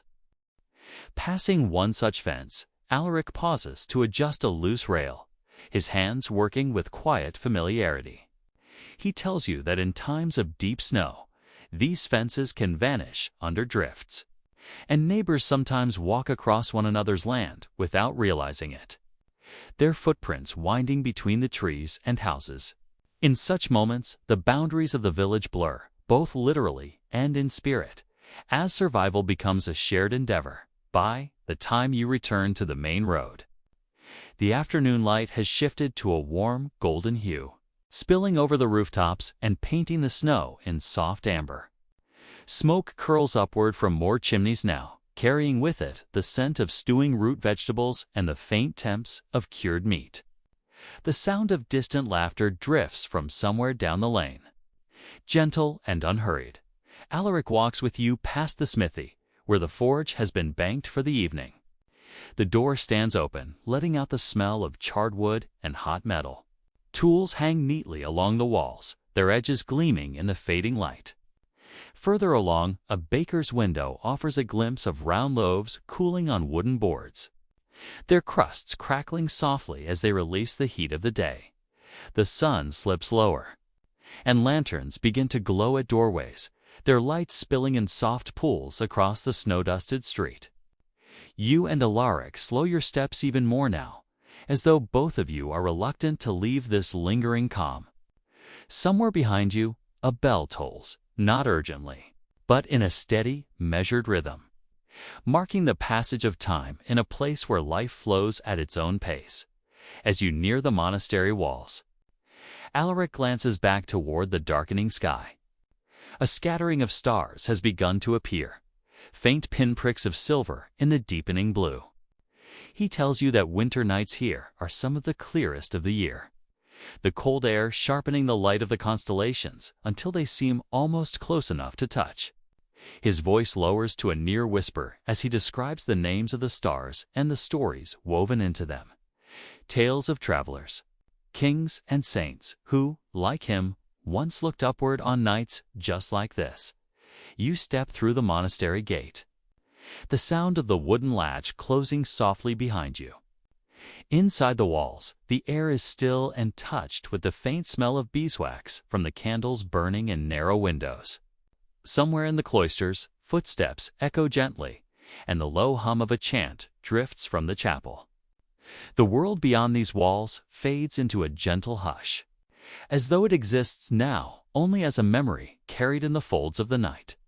And here, in this pause between day and darkness, you feel the quiet embrace of a life shaped by seasons, ritual, and the steady presence of history, a life that moves slowly enough to notice the frost on a fence post, the warmth of a small hearth fire, and the unbroken song of a river as it winds its way through the winter countryside.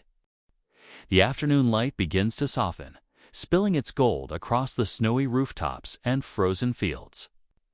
The air carries that gentle hush that comes when the day starts to wind down, when most people are making their final preparations before nightfall.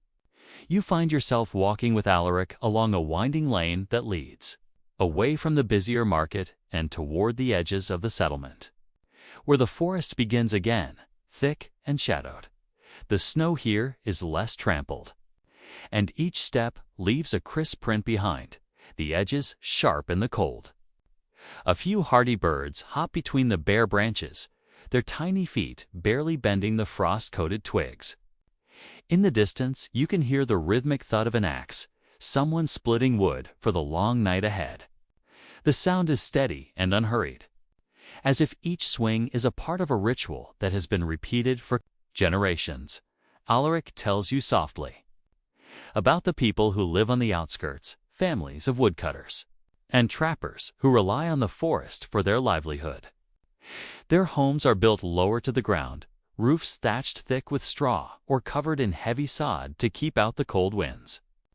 Smoke drifts lazily from the chimneys, mingling with the scent of pine and the faint tank of burning resin. The sky above is streaked with the last pale blue of day, deepening to a lavender gray that hints at the first stars. You pass one such home, its small window glowing warmly from within. For a brief moment, you catch a glimpse of life inside a woman stirring a pot over the hearth, her sleeves rolled up to the elbow, steam curling upward. A child sits on a low stool near her, carving a small wooden figure with intense concentration. The simple scene is timeless, unchanging, a reminder that warmth and comfort are not measured in grandeur, but in the quiet rituals of living. As the light continues to fade, Alaric leads you toward a small footbridge that crosses a narrow, ice-edged stream. The water moves slowly here, slipping beneath a crust of ice where it can, whispering softly against the frozen banks. The bridge creaks gently under your combined weight, and you pause for a moment in the middle, leaning against the smooth wooden rail to look down at the water's slow, patient flow. Tiny shards of ice catch the fading light like scattered glass, drifting gently along. On the far side of the bridge, the road becomes narrower still, almost more of a trail leading between towering pines. Their needles, dusted with frost, give off a clean, resinous fragrance that fills the air. Somewhere far off, you hear the faint call of an owl, early to begin its evening hunt. Alaric walks with a measured pace, his voice low and even, as if he too is mindful of the forest's deep, unbroken quiet. He tells you that in winters past, this very path would have been used by travelers moving between villages, carrying goods or messages, often in conditions far harsher than today's, in deep snow. The journey could take hours longer, the cold biting through wool and fur until each breath felt like inhaling shards of ice. Yet the path remained open, trodden by many feet over the years, a thin but vital thread connecting one small community to another. After some time, the trail opens into a clearing where the snow lies deeper, untouched except for the faint traces of deer. The stillness here is profound, so much so that you can hear the gentle flutter of a bird's wings as it moves from branch to branch high above. Alaric stops, drawing in a slow breath, as if he too wishes to linger in this suspended moment between day and night. He gestures to the far side of the clearing, where a small shrine stands half hidden beneath the snow-laden boughs of an ancient oak. The wood of the shrine is dark and weathered, its carvings softened by time, but still visible, a tangle of interwoven patterns that seem almost to shift in the low light. Someone has placed a bundle of evergreen boughs at its base, along with a small clay lamp, its flame flickering weakly against the encroaching darkness. This, Alaric murmurs, is for safe passage through the winter. He speaks of how, long before the current village stood here, travelers and woodcutters would stop to offer a prayer at this spot, asking the spirits of the forest to guide them and keep them warm. Even now, in a time when faith has many forms, people still pause here, still leave a sprig of pine or a whispered wish. The tradition remains as much a part of survival as the firewood stacked by each door. You stand beside the shrine for a moment, the air utterly still except for the faint hiss of the lamp's flame. The light from it dances faintly over the snow, throwing small shadows that seem to sway and bend as though moved by unseen hands. Above you, the first true stars emerge, bright and cold against the indigo sky. Alaric eventually turns back toward the trail, his breath clouding in the air. The return walk is quieter still, as if the forest has settled fully into night. By the time you cross the little bridge again, the windows of the woodcutters' cottages glow more brightly against the dark. Somewhere, a dog barks once, then falls silent. The village itself is hushed now, its sounds muted by the snow and the falling night. When you re-enter the main lane, you notice that the market stalls have all been packed away, leaving only the faint traces of footprints and the scattered marks of wagon wheels in the frozen earth. The square feels broader, emptier without the noise of trade, and the sound of your own steps seems to linger in the still air. Alaric walks with you toward the scriptorium once more, the wooden building standing at the edge of the square like a quiet sentinel. Inside, the warmth envelops you immediately, the scent of ink and parchment mingled with a faint sweetness of dried herbs hanging from the rafters. A single candle burns on the desk, its light pooling gently over an open page filled with careful, looping script. He sets down his bundle of parchment, then turns to pour you each a cup of warm spiced ale from a small clay jug. The steam curls upward, carrying the scent of cinnamon and cloves. Outside, the wind begins to pick up, brushing softly against the shutters. But here within these walls, the world feels contained, safe, and far removed from the cold that grips the night. You sit together in companionable silence, sipping the warm drink, listening to the faint crackle of the hearth. The candlelight flickers, casting shifting shapes against the shelves of scrolls and manuscripts. Alaric's gaze drifts to the window for a moment as if watching the snow beyond, then returns to the page before him. "Tomorrow," he says softly, "the work continues." Winter may be long, but each day brings its own small story, and as you listen, the quiet of the medieval evening seems to settle more deeply into your bones, a quiet made of snow, of firelight, and of the gentle persistence of life in even the coldest of seasons. The evening has deepened, and the village seems to draw in upon itself, as though each cottage and barn folds its warmth closer to the hearth. You find yourself walking a quieter path now, away from the bustle of the market and the clang of the blacksmith's forge. Alaric walks beside you, his steps unhurried, his hands tucked into the folds of his woolen cloak.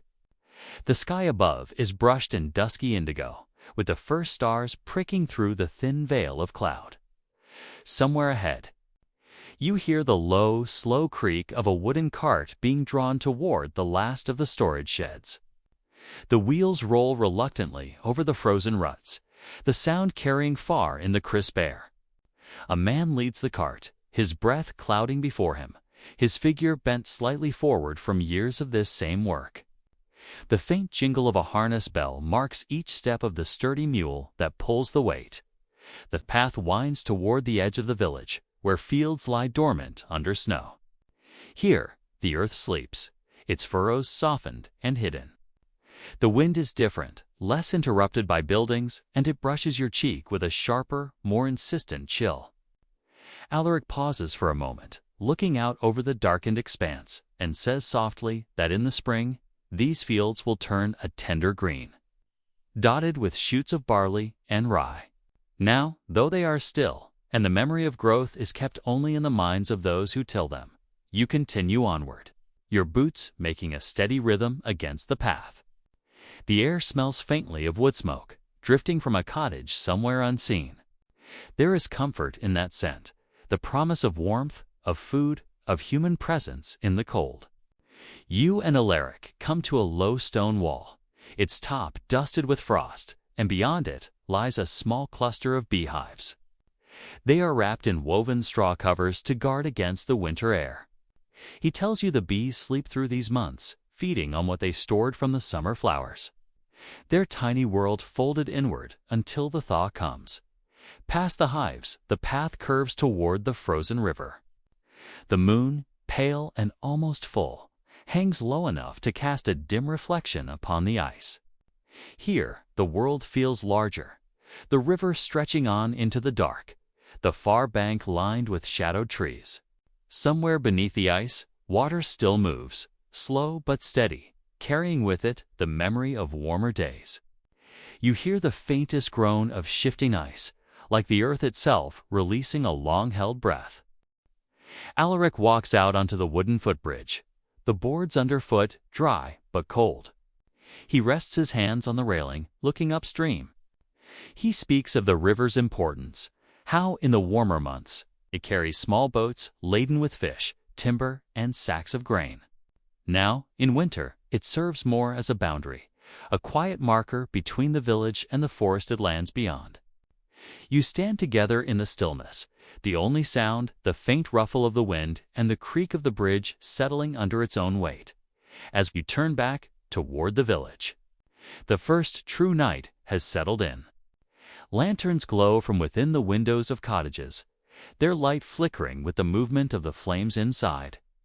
Some doors are barred now, others still open briefly to let someone in from the cold.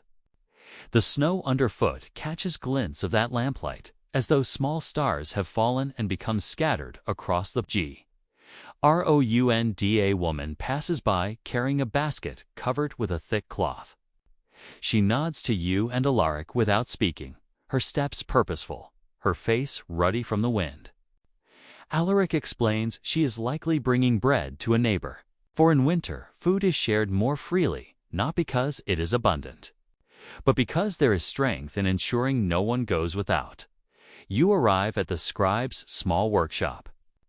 The door set slightly ajar to let out the faint aroma of drying ink and warmed beeswax. Inside, the air is instantly more forgiving. A single candle burns on the work table, casting a gentle circle of light over parchment sheets. The tools of his craft, quills, ink pots, a small knife for sharpening, are neatly arranged. As though each knows its proper place, Alaric removes his cloak and sets it over the back of a chair, inviting you to sit. From a shelf, he takes down a wooden box and opens it to reveal a small hoard of winter comforts: dried apples, pinch of honey, a small flask of warmed, spiced ale. He pours some into a cup, the steam curling upward in soft tendrils, filling the air with a faint scent of cinnamon and cloves. The warmth seeps into your hands as you hold the cup, and with each slow sip, it feels as though the cold of the river path is being gently undone. He returns to his work, mending a torn binding on a well-used book. The quiet between you is companionable, filled with the soft scratch of quill against parchment and the occasional creak of the chair when you shift. Outside, the wind moves around the walls in slow gusts, like an old friend circling the house before settling to rest. Time passes without urgency. The candle burns lower, its pool of wax spreading slightly at the base. You feel your body growing heavier in the chair, the warmth of the drink and the steady rhythm of the room lulling you toward a quieter state of mind. Eventually, Alaric sets aside his work and says it is time to close the shutters for the night. You follow him to the window, and together you look out one last time. The village is almost entirely still now. The only movement, the faint drift of snow across the path and the slow fading of light in the sky. He closes the shutters gently, and the outside world becomes only a memory until morning. The two of you share a few last words in the soft glow of the candle. And then he bids you rest. You step back into the night air for the short walk to your own lodging, the air crisp but not unkind. Above, the stars seem brighter now, the moon casting silver shadows that follow you along the path. The scent of wood smoke, the memory of warm ale, and the echo of the river's quiet voice accompany you until you reach the door. Inside, the room greets you with stillness and the faint scent of dried herbs hanging from the rafters. You remove your cloak, your boots, and sit for a moment by the small hearth, letting the last of the chill leave your fingers. In the quiet, you think of the day's small moments: the frost on the rooftops, the bees sleeping in their straw hives, the ice shifting beneath the bridge, each one a thread in the tapestry of this winter village. Life as you finally settle into bed. The wool blankets pulled snug around your shoulders. You feel not just the warmth of the room, but the quiet presence of the world outside, the village sleeping, the river flowing unseen, and the stars keeping watch over it all. The day is beginning to slip toward evening, and the light shifts from a bright, wintry silver to something softer and more golden, as though the sun itself has decided to pull a blanket over its shoulders. You walk with slow, steady steps, leaving behind the bustling heart of the village. The air has a stillness now, interrupted only by the gentle crunch of your boots against frost-hardened earth. The road you follow bends gently between low stone walls, their tops traced with ice like delicate embroidery. Every so often, a sparrow darts from one wall to another, sending tiny cascades of snowflakes tumbling into the grass below. In the distance, you can hear the faint trickle of water, a stream winding lazily through the fields, its surface a shifting patchwork of ice and open water. Alaric walks beside you, his bundle of scrolls tucked safely under one arm. He speaks softly, his voice carrying that slow, deliberate cadence of someone who is used to reciting words in the stillness of a library. "This path," he says, nodding ahead, "will take us past the old orchard.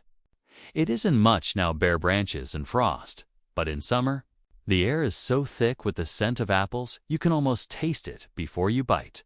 The thought seems to warm the air between you. Though all around, winter keeps its quiet hold. The orchard appears a few minutes later, the trees black against the fading sky. Their branches stretch like frozen rivers, each one tipped with a droplet of ice that catches the last threads of daylight. You slow your steps without thinking, letting your fingertips brush the rough bark of a nearby tree. It feels solid and grounding, a reminder that even in this cold, life is simply waiting for the right season to stir again. Beyond the orchard, the path opens into a gently sloping field. Here, the grass is matted under a thin crust of snow, and the wind moves unhindered, carrying with it the faint scent of wood smoke from the village behind. The smoke mixes with the sharper, cleaner edge of winter air, that scent of snow that has yet to fall.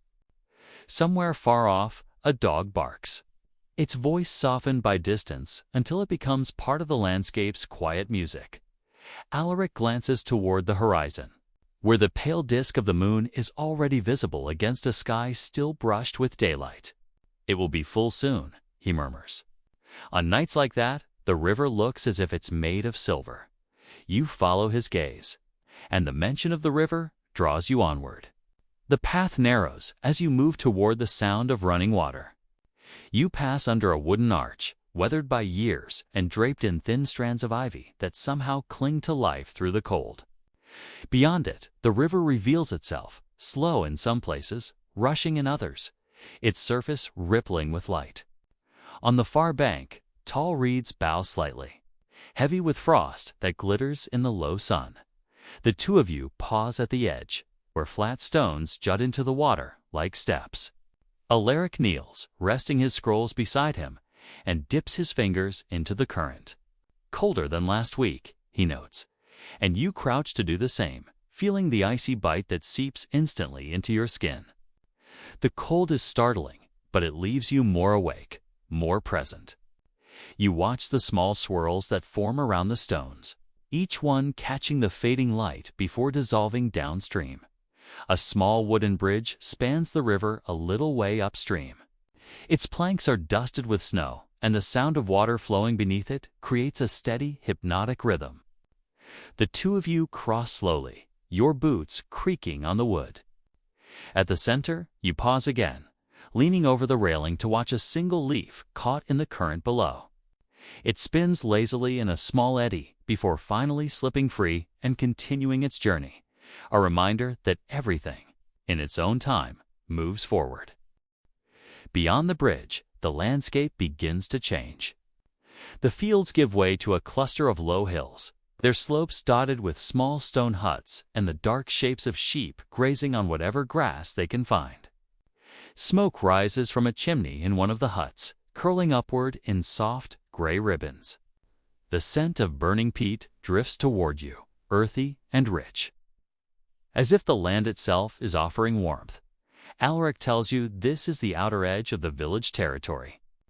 Few people live out here through the winter, but those who do are shepherds, keeping watch over their flocks.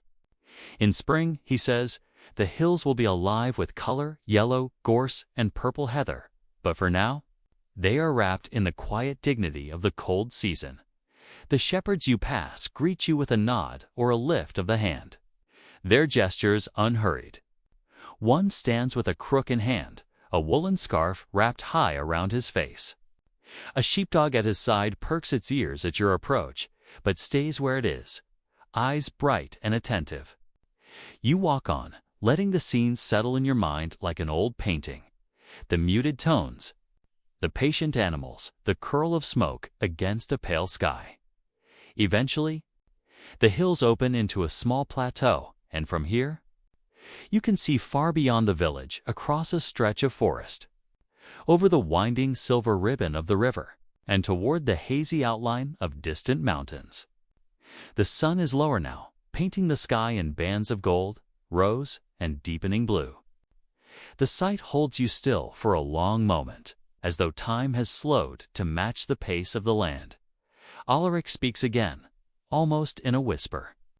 On nights like this, he says, my mentor used to tell me stories of the first settlers here, how they came from across the mountains, carrying seeds and tools, and built their homes near the river for its life-giving water.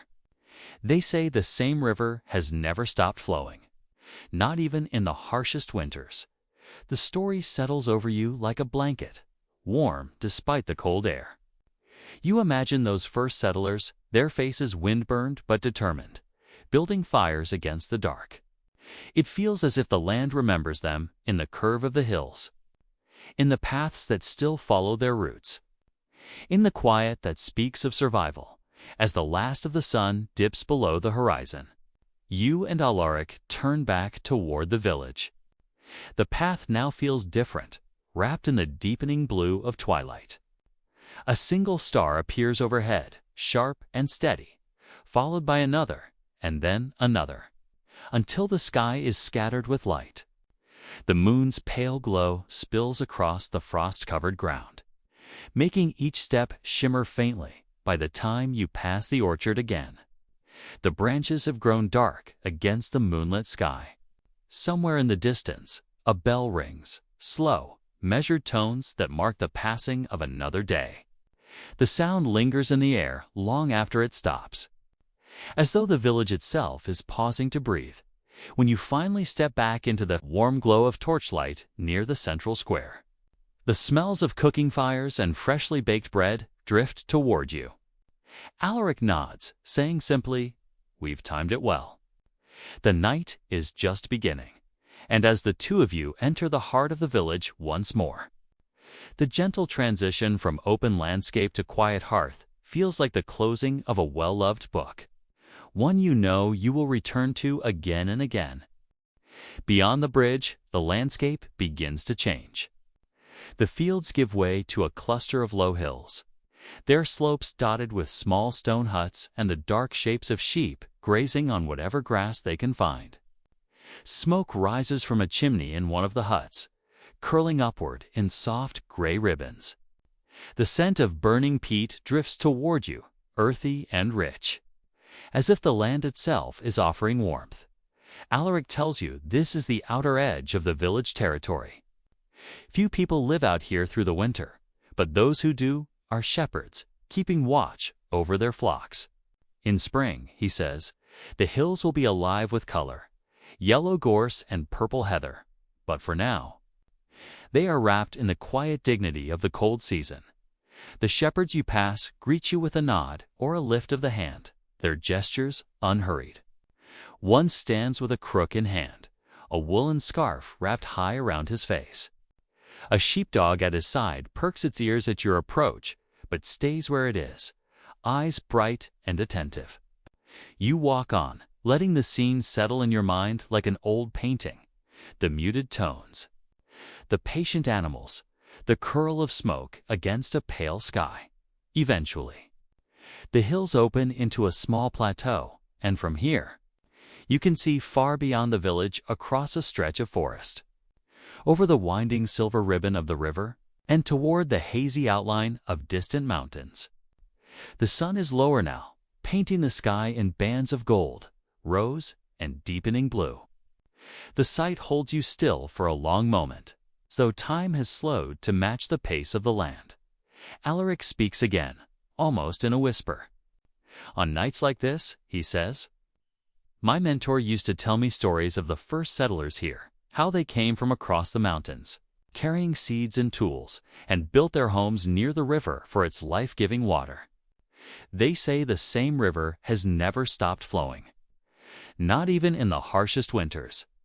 The story settles over you like a blanket, warm despite the cold air.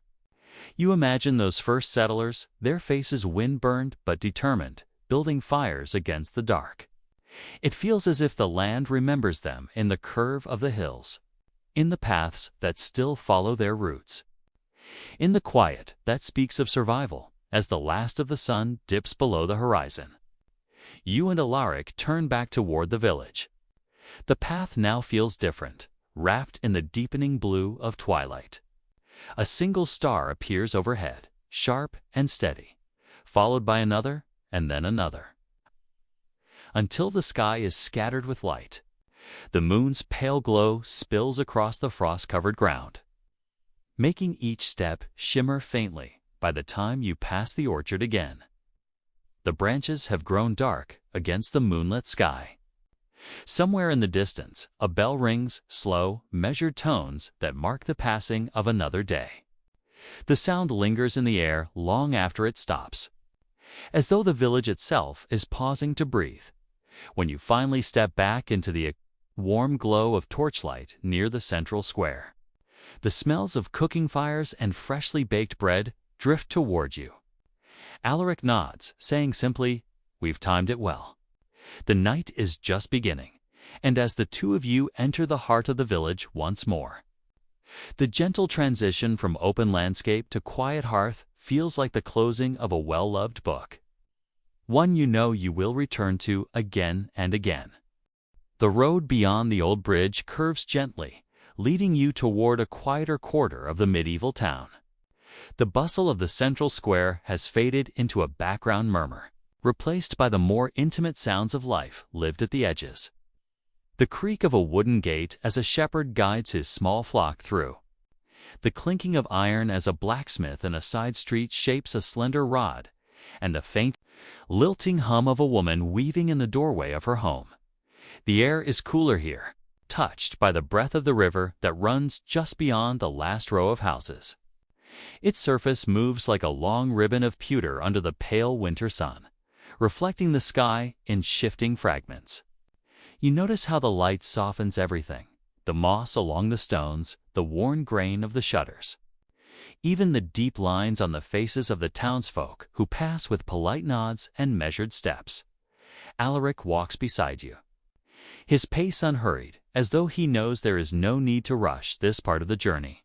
In his hands, he carries nothing now. The scrolls from earlier have been safely delivered, and without their weight, shoulders seem freer. He gestures toward a narrow lane that slopes gently downward, lined with cottages whose chimneys send up thin spirals of smoke. The scent is comforting, a mixture of pine wood and the faint tang of peat. The sort of smell that settles deep into the memory, carrying with it the promise of warmth and a hearth fire to light at the lane's end. The houses give way to open ground where the riverbank stretches wide. Here, the grass lies flat beneath a delicate lace of frost, crunching softly underfoot. You pause for a moment, taking in the scene: a fisherman kneeling to mend his net, his fingers deft despite the chill. A cluster of children skipping stones across the shallows, their laughter spilling into the crisp air. An old woman seated on an overturned barrel, her hands busy shelling a basket of river mussels. Every movement seems unhurried, as if time itself flows more slowly in this part of the town. Alaric leads you to the river's edge, where a weathered wooden pier juts out a short distance into the water. The boards beneath your feet creak in a gentle, almost rhythmic way as the current laps softly against the posts. He explains in his quiet voice that in warmer months, small barges carry goods from here downstream to the larger port cities: sacks of grain, barrels of ale, sometimes even bundles of fine wool. But in winter, the traffic lessens. The river becomes more of a mirror. It's a place for reflection rather than commerce. You lean against the pier's railing, watching the play of light on the water's surface. The ripples catch the sun in scattered points, like molten metal cooling slowly. Somewhere downstream, a pair of swans drift lazily, their white feathers a striking contrast against the muted tones of the landscape. Alaric stands beside you, his gaze following the current. There is a pause, a shared silence that feels like the perfect bridge between the morning's liveliness and the quiet that is settling in now. After some time, you both turn back toward the town. But instead of retracing your steps, Alaric leads you along a path that skirts the river. The ground here is uneven, dotted with the roots of willow trees whose bare branches hang low over the water, each tipped with a tiny droplet of thawing frost. Every so often, you catch glimpses of cottages on the opposite bank, their shapes softened by the haze of wood smoke. The path leads to a small stone archway, not part of the main town walls, but an older, humbler structure worn by centuries of weather. Passing through it feels like stepping into another pocket of time. Beyond the arch lies a cluster of ancient gardens, their beds lying dormant under a blanket of frost. In one corner stands a low greenhouse, its glass panes clouded, inside which you can just make out the faint shapes of winter herbs, rosemary, sage, and thyme. Carefully tended even in the coldest months, an elderly gardener greets you with a nod. His voice little more than a murmur as he tells Alaric about the year's yield. You linger here for a while, breathing in the faint green fragrance that escapes from the open greenhouse door. The smell mingles with the cool air, creating a quiet harmony that seems to seep into your bones. From here, the path bends again, taking you toward a gentle rise in the ground. As you climb it, the rooftops of the town unfold before you, each chimney sending its own thin thread of smoke into the pale sky. The view is serene, the slow curl of the river, the patchwork of fields beyond, and the distant outline of low hills, their tops brushed with snow. Alaric points to a narrow track that winds toward those hills, explaining that it leads to a small monastery known for its illuminated manuscripts. His voice carries a note of fondness, as though the thought of such a place, its quiet scriptorium, its candlelit halls, brings him a particular peace. You don't walk there now, but the idea of it lingers in your mind like the memory of a dream you might visit later. Instead, you both find a bench carved from a single slab of stone set beneath the bare branches of a great oak. From here, you can hear the muffled toll of a distant bell, its sound rolling slowly across the valley. The air is still, and in that stillness, even the smallest details become vivid. The soft whisper of a sparrow's wings as it darts from branch to branch, the brittle snap of frost under your boots when you shift your feet, the faint trickle of water from a nearby spring. Each sound arrives separately, yet together they weave a calm tapestry that settles the mind. After some time, Alaric suggests returning by way of the old mill. The path toward it runs parallel to the river once more, but here the banks are steeper and the water runs faster. You hear it before you see it, the steady rush of the current turning the great wooden wheel. The mill itself is sturdy, built of thick timber, darkened by years of weather, its thatched roof patched in places with fresh straw. Inside, the air smells of grain and wood, and you can hear the soft, steady grind of the millstones. The miller, a stout man with a kind smile, offers you both a small loaf of still warm bread, its crust dusted with flour. You leave the mill with the bread wrapped in a cloth, the warmth of it seeping into your hands. By now, the light has shifted again, softer, more golden, casting long shadows across the ground. The afternoon is moving gently toward evening, and the town's rhythm is slowing further. Smoke rises thicker from the chimneys, and the sound of doors closing carries faintly through the air. Alaric walks with you back toward the main streets, his steps unhurried, as though there is still time for one more detour before nightfall. You follow him through a narrow alley lined with tall, leaning buildings whose upper floors nearly touch, creating a tunnel of shadow and echo. The smell of stew drifts from an open window, mingled with the faint sweetness of baked apples.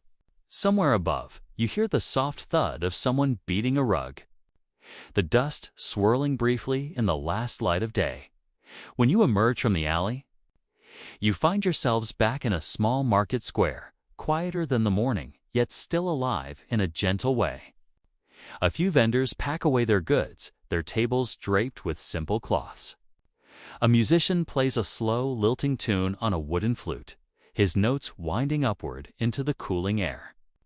You pause for a moment, letting the melody become part of the fading day, another layer in the long, unbroken rhythm of this place, and as you stand there, the journey of the afternoon feels complete, a seamless drift from one quiet corner of the town to another, the gentle transitions carrying you deeper into its life, its stillness, and its enduring calm. The soft hush of evening has now fully settled across the winter landscape, wrapping the medieval settlement in a stillness that feels almost sacred. The day's work has ended, yet the traces of it remain: the faint smell of fresh wood chips from the carpenter's bench, the lingering warmth of smoke that drifts lazily from a few hearth chimneys, the muted echoes of earlier chatter now replaced by the occasional call of an owl in the distance.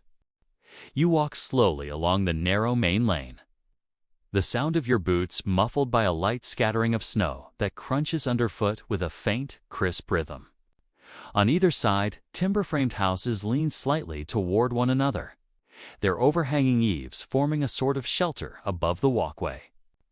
By day, these structures seem sturdy and practical. By night, they take on a quiet beauty, their beams casting angular shadows in the pale light of the moon. Tiny glass panes in the windows catch and scatter the flicker of interior candlelight, sending out fractured glimmers like small stars caught in wood and stone. Alaric, your soft-spoken companion, walks just ahead. His steps are unhurried, his fur-lined cloak swaying gently at his sides. He turns to glance back occasionally, as though ensuring you remain close, but says nothing for now. There is a natural agreement between you that the silence of this moment is not to be broken unnecessarily.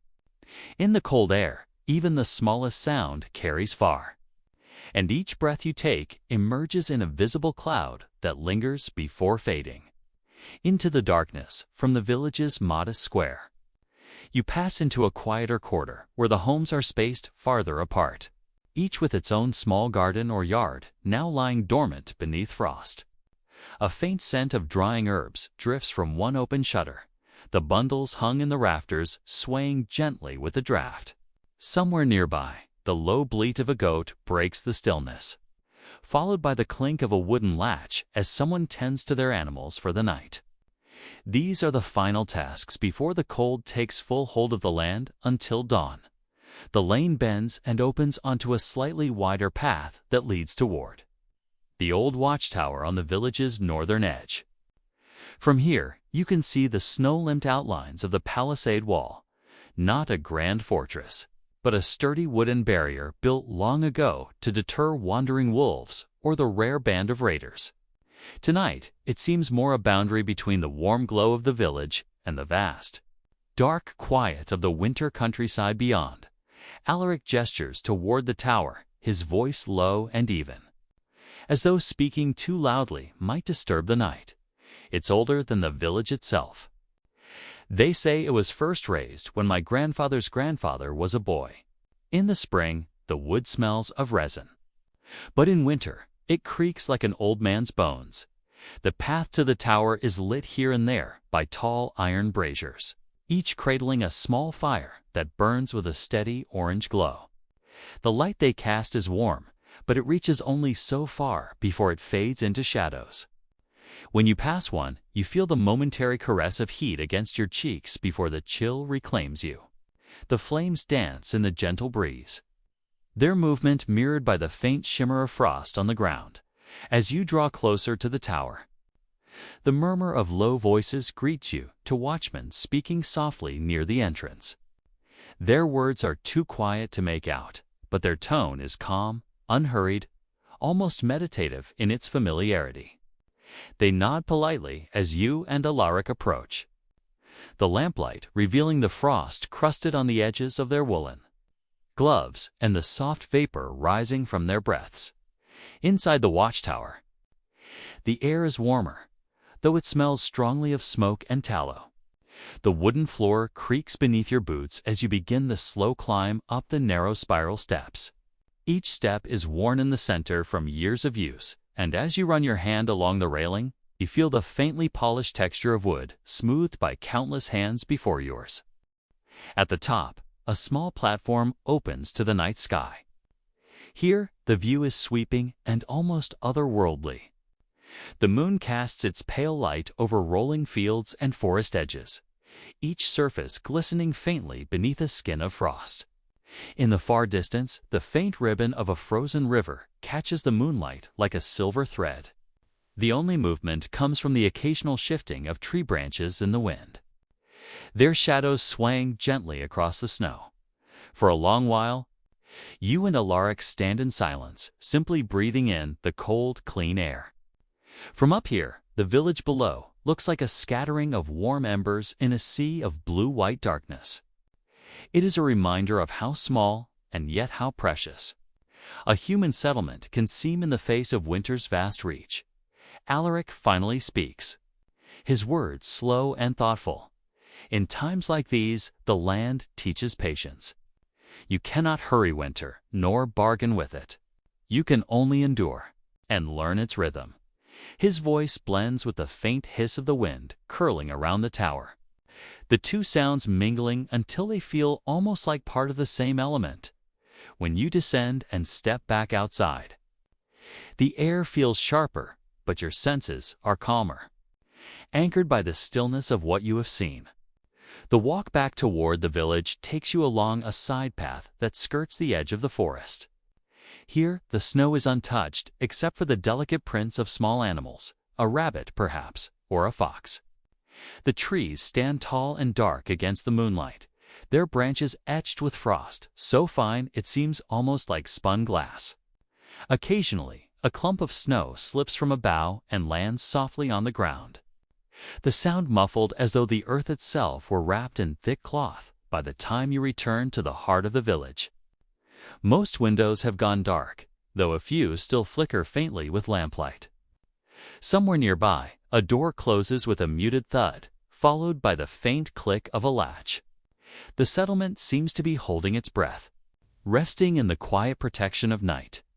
Alaric turns toward his small home. But before parting, he offers you a final, simple nod, an unspoken invitation to carry this moment of stillness with you into the rest of the journey. And as you make your way toward your own place of rest, the soft crunch of snow beneath your feet feels like the only sound in the world, steady and comforting, as the medieval winter night closes gently around you. The light of day has softened into the cool amber of late afternoon, the sort of hour when the medieval world seems to hold its breath between the hum of daily tasks and the stillness of night. You and Alaric have followed the winding path away from the bustle of the riverside, leaving behind the gentle lapping of oars against water and the distant laughter of children skipping stones. The road is narrower here, edged with wild grasses that bow under the weight of frost, their tips glinting faintly in the waning light. The air smells faintly of wood smoke and drying herbs, rosemary, sage, and a hint of lavender drifting from the nearby homes that cluster along the slope. Your boots press softly into the earth, and you become aware of the muffled quiet around you.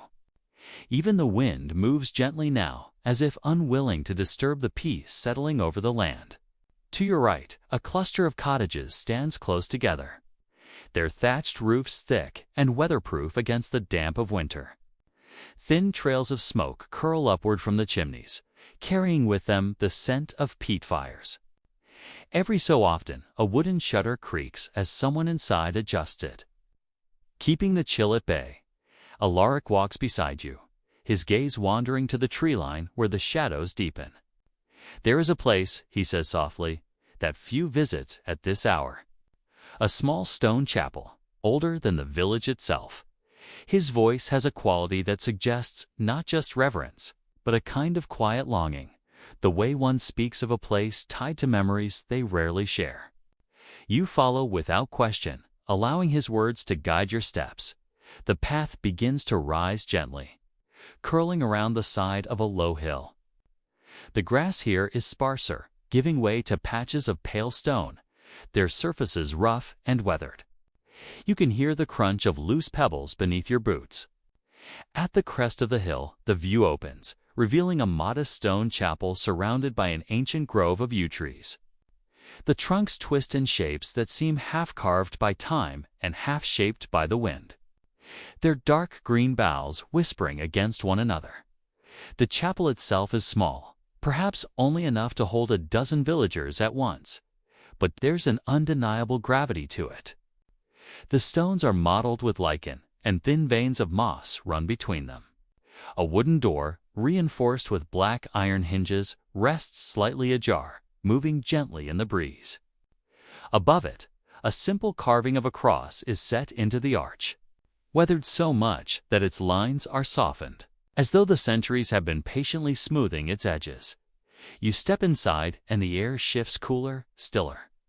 The light filters through narrow stained glass windows, their colors muted by age. A faint scent of beeswax lingers, mingling with the dry dust of the stone floor. Candles flicker along a small altar, their flames bending faintly when you pass. It is not grand nor adorned with wealth. Yet there's a sense of quiet endurance here, as though this little chapel has simply continued to exist, untouched by the larger tides of history. Alaric moves toward one of the side benches, his fingers grazing the worn wood. "My grandmother used to bring me here," he says, almost to himself. "She would tell me the saints could hear our thoughts more clearly in the hush of winter." When the snow wrapped the village in silence, his words settle in the dim air, and you feel the truth of them. There is a peculiar kind of stillness in this place that invites reflection, even drowsiness.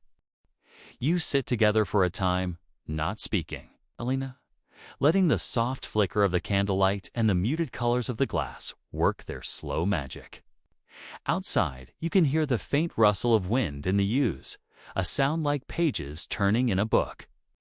Somewhere in the distance, a bell tolls, not urgent but steady, marking the slow passage of time when you finally step outside again.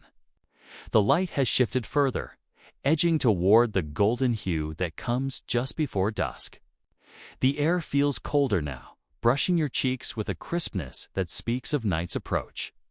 Alaric leads you down a different path, one that winds gently toward the riverbank. Here, the grass is damp underfoot, and a faint mist is beginning to rise from the water along the bank. Fishermen are packing away their nets, shaking the last drops of river water into the current before coiling the ropes neatly. Wooden boats, their hulls darkened by years of use, bob gently against the piers. The river reflects the fading sky, soft pinks and pale golds dissolving into a muted blue. And for a moment, you feel as though you are standing at the edge of a painting that is slowly being washed with night. Alaric pauses by the water's edge, crouching to pick up a smooth stone. He tosses it lightly, and it skips once before sinking. "In summer," he says, "children play here until the stars come out. In winter, the river belongs to the fog and the herons." His tone carries no sadness, only an acceptance of the seasonal rhythm. The way life bends and shifts with the turning of the year. You walk on, following the curve of the river as it leads toward a stand of willows.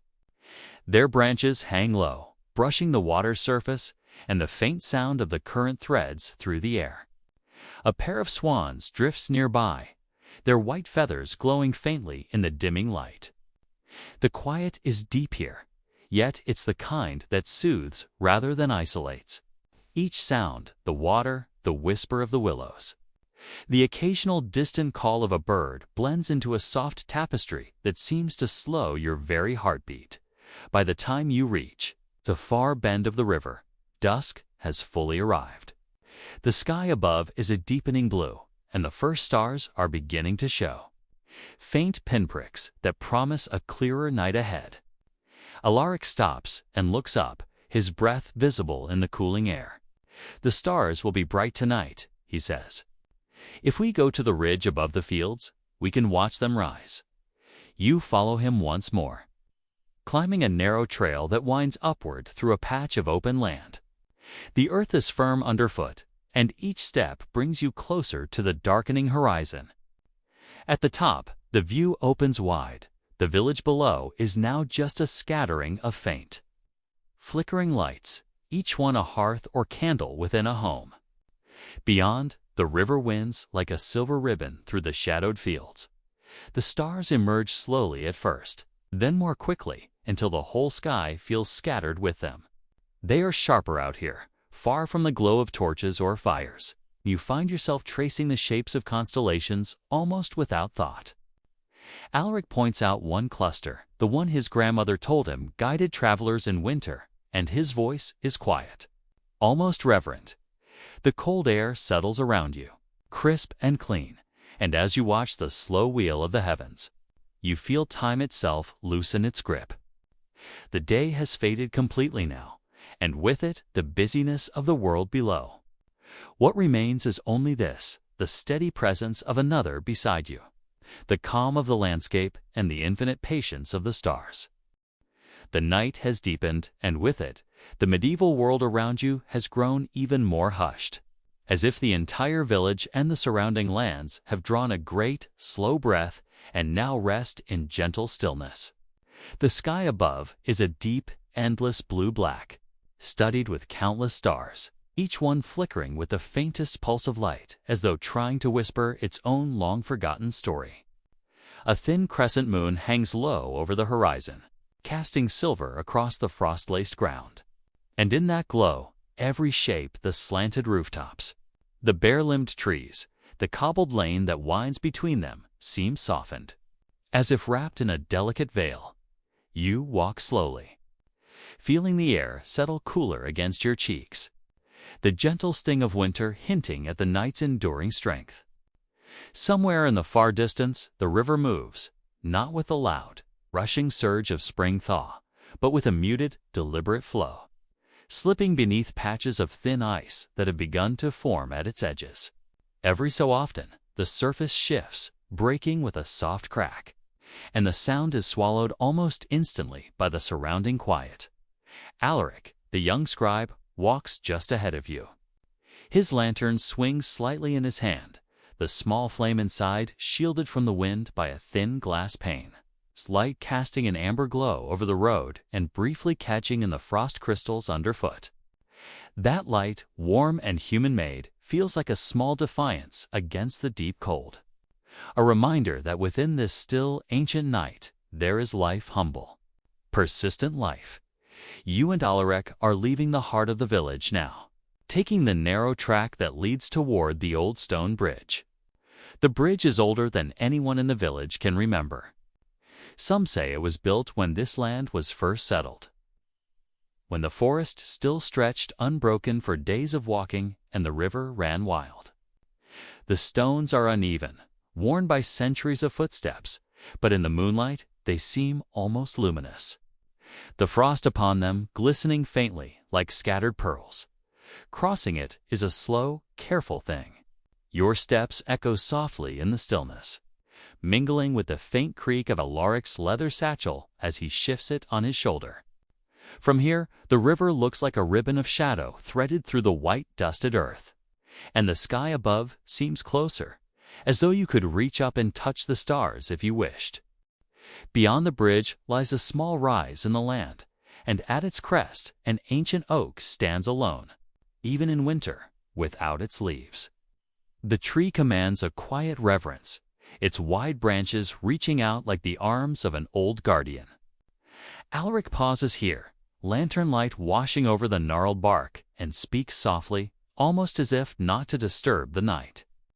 "My father used to tell me," he says, "that in the coldest winters, this tree was a gathering place.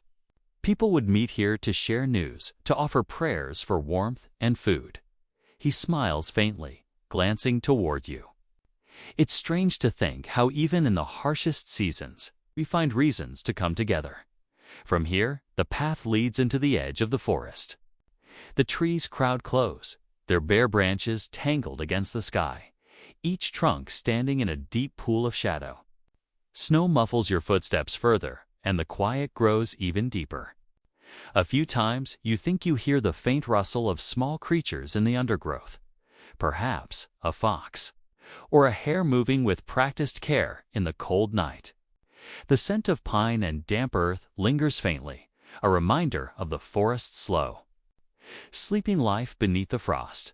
Alaric's pace is unhurried, his lantern's glow forming a soft halo that seems to pull the darkness back just enough for you both to pass. The forest is old, and there is a feeling here, not threatening, but watchful, as though the trees themselves have been witnesses to countless winters and still stand quietly, holding those memories in their rings. Eventually, you emerge into a clearing where the land dips gently toward a frozen pond. The moonlight spills fully across the ice, and for a moment it looks like a sheet of polished silver set into the earth. The air feels colder here, the frost more pronounced on the grasses at the pond's edge, and each breath curls in front of you like a pale ribbon before disappearing into the night. Alaric sets down his satchel and kneels briefly, brushing frost from a small wooden marker at the pond's side. "This," he says quietly, "was where my grandfather would come to fish before the pond froze. In the depths of winter, he'd come here still, not to fish, but to think." He said the ice made him feel the stillness more deeply. The two of you stand there for a while, not speaking, only watching the moonlight play over the ice. It feels like time has loosened here, like the usual movement of hours and minutes has slowed to a gentle drift. The cold nips at your fingers and the tip of your nose. But it's not unpleasant. It's a reminder that you are here, in this moment, wrapped in the deep, ancient quiet of a medieval winter's night. When you turn back toward the village, the return path feels subtly different. The lantern's light is now more golden against the darker forest, and the frost sparkles more brightly with each step closer to home. The bridge, when you cross it again, seems warmer underfoot, as if holding the faint memory of all the lives that have passed over it through the centuries. By the time the first rooftops of the village come into view, the stars have shifted slightly in the sky, marking the slow passing of hours. The smoke from a few chimneys curls upward, pale against the dark, and the faint smell of wood smoke drifts through the crisp air. Alaric walks you to the edge of the square, where the glow from a few lanterns still lingers, and the soft sound of a closing door carries from one of the cottages. The night here is not entirely silent. It is alive in a different way. The quiet hum of the wind between the houses, the faint creak of wooden beams settling in the cold, the distant bark of a dog, each sound a small thread in the fabric of this place. Woven over generations, you pause, looking back down the lane you've walked, and you feel an unspoken sense of belonging, as though even in this time far removed from your own. The rhythm of life here welcomes you in its own gentle way. Alaric nods once, a silent farewell for now, before turning toward his home, lanterns swinging gently at his side, and as you step into the softer glow near your own resting place, the thought lingers: winter may be long and the nights cold, but within them lie moments of stillness, connection, and quiet beauty that belong as much to the heart as to history. The night has deepened now, and the medieval world around you has grown still, as though even the air itself has slowed its breathing. Snow rests lightly along the ridge of the thatched roofs, forming delicate outlines that glisten faintly under the pale light of the moon. The wind, which earlier whispered through the narrow lanes, has grown softer, as though it too is settling in for the long winter sleep. It is in this stillness that reflection comes most easily. The day's scenes, the quiet market, the low murmur of voices by the hearth.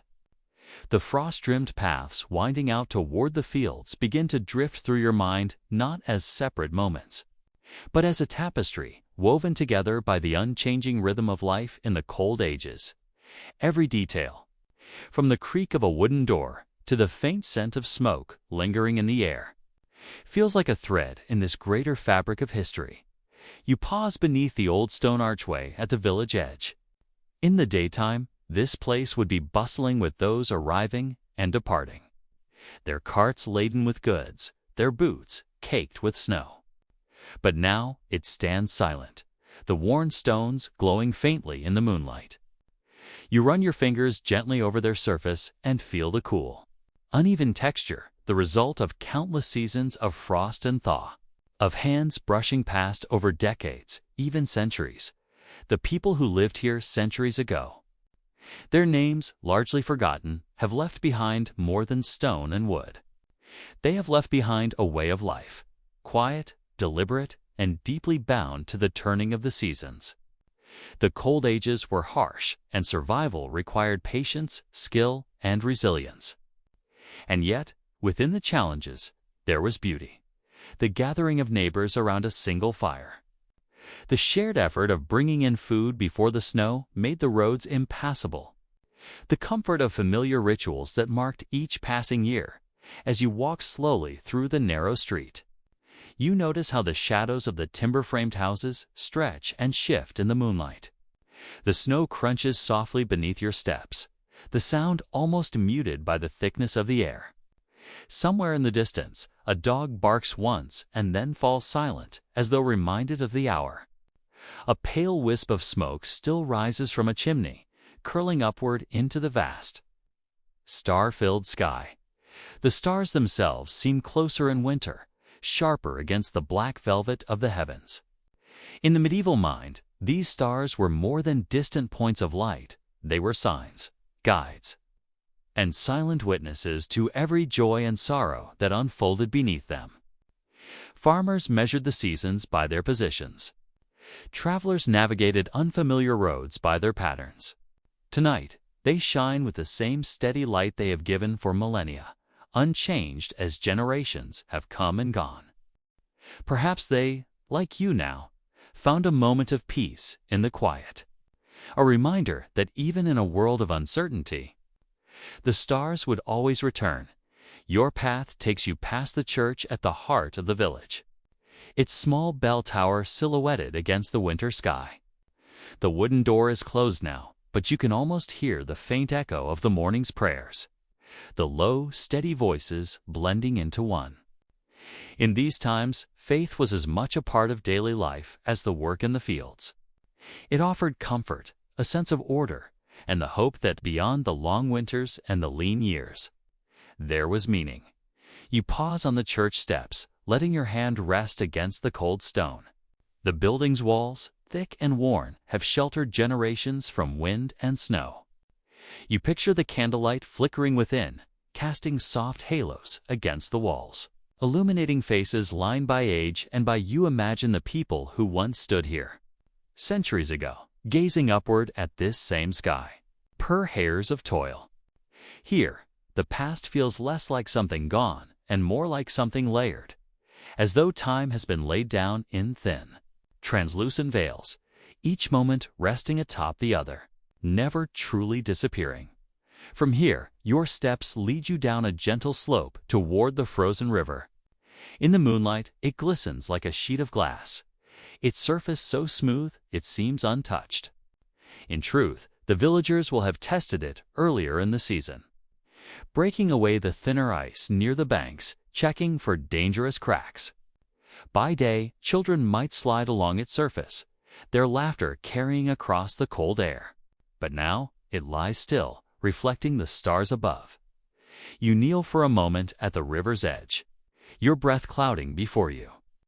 The air is so quiet that you can hear the faint, deep groan of the ice shifting beneath its frozen surface, a sound that is both ancient and alive. It is a reminder that even in stillness, there is movement. Even in the coldest months, the world is never entirely at rest. As you rise and continue along the riverbank, your thoughts drift again to the lives that once filled this place. You picture the flicker of lantern light bobbing through the streets, carried by those making their way home after an evening of work or visiting friends.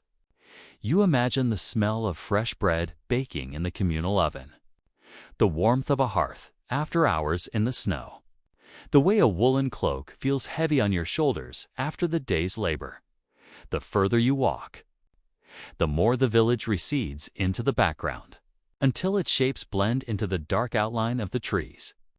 Here, the forest stands tall and silent, its branches etched in frost. In the cold ages, such forests were both feared and respected.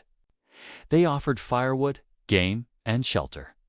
But they were also places of mystery, where the snow could hide the path and the night could make even familiar ground strange. You stop at the edge of the first trees, looking back at the village. The faint glow of the hearths is just visible, a cluster of warmth against the deep winter night. It feels distant now, almost dreamlike. And yet, this is the rhythm that would have been known to countless generations. The long, slow winter, the gathering of people and resources. The careful tending to what must last until spring. The wind picks up slightly, carrying with it the scent of pine and the faintest trace of wood smoke. It brushes against your cheek in a way that feels almost like a whisper, not urgent, not hurried, but as though the land itself is speaking softly, telling you that these winters, these lives, were part of something far greater than any one moment. As you turn back toward the path, the snow underfoot seems softer, the night deeper, and the sense of time more fluid. Past and present begin to blend in your mind until they are no longer separate at all. The medieval winter is not gone. It lingers here, in the stones, in the sky, in the quiet of the air. And in this stillness, you feel it, the connection to those who stood here before you. Their lives shaped by the same cold winds and the same steady light of the stars. The winter's grip, though steady, is no longer the fierce and biting thing it was at the season's heart. Now, as the days pass with a little more light, you can sense the first whispers of change stirring in the air. The village you have come to know, with its smoky rooftops, its winding lanes of frozen mud, its quiet hearths, seems to hold its breath in a strange kind of waiting. The snow still lies heavy on the thatched roofs, but icicles drip in the softer afternoon sun, their crystal tips catching flecks of gold as the light shifts. You pause at the edge of the main path, watching a cart roll slowly by. Its wheels groan in the deep ruts, but the driver, an older man bundled in layers of rough-spun wool, hums an old tune to himself. It is not a song for cheer exactly, but a song of endurance, the kind passed from parent to child in times when hope had to be kindled carefully, like a small flame shielded from the wind. His voice mingles with the soft creak of the wooden axle, and you realize that here even the smallest sounds seem to carry a certain weight, as though they are echoes of something much older than the moment. Alaric walks beside you, his breath misting faintly in the cold. The young scribe's face, usually alert and full of quiet curiosity, is today more pensive. He tells you, in his low and steady way, about the winters of his childhood, of how the cold seemed endless, how each day's tasks blurred into one another, and how the faintest sign of the thaw was greeted like the return of a long-lost friend. He remembers sitting by the hearth in his father's house, tracing patterns in the frost on the window with a fingertip, watching how the heat from the fire would slowly erase them. The image lingers in your mind, the small boy, the warm glow of firelight, the intricate lacework of ice slowly melting away. You find yourself thinking about how much of life in this age is about patience, the kind of patience modern eyes might never truly understand. Here, people live by the measured turn of the seasons, not by clocks or schedules.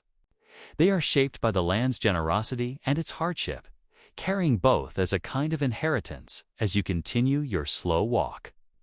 The village begins to thin into open countryside. A frozen meadow stretches before you, its grasses trapped beneath a layer of ice. Beyond it, a line of bare trees stands like sentinels, their dark limbs etched against a pale sky. Somewhere in the distance, the muffled sound of an axe rings through the cold air, a steady, deliberate rhythm. Each strike followed by a long pause as the wood yields. Alaric gestures for you to follow him toward the riverbank.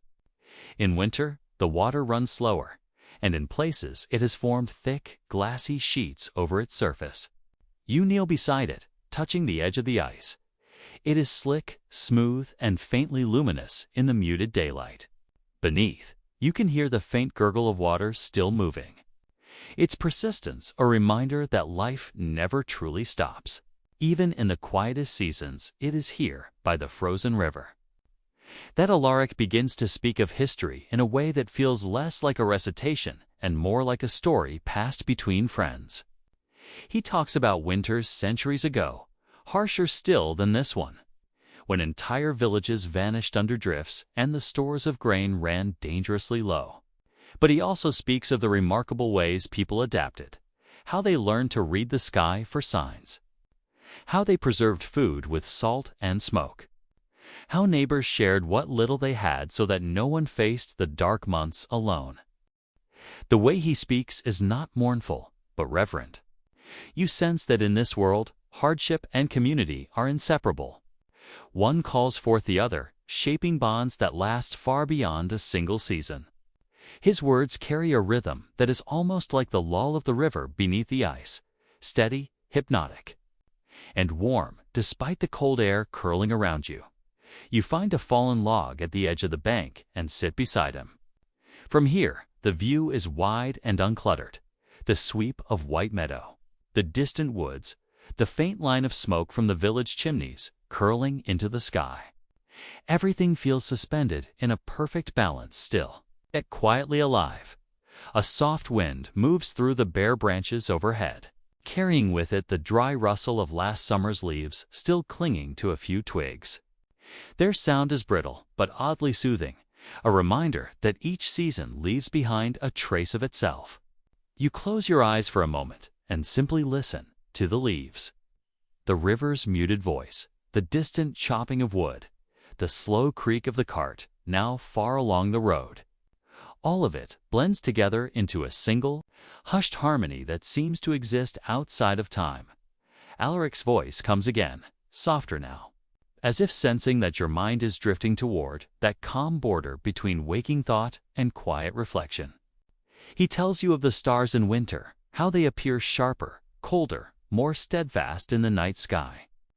He recalls nights when he would stand in the village square, the snow glowing faintly in moonlight, and look upward until he felt small enough to belong to the sky itself. In the cold months, he says, the stars feel closer, as if they too are leaning in to listen to our fires.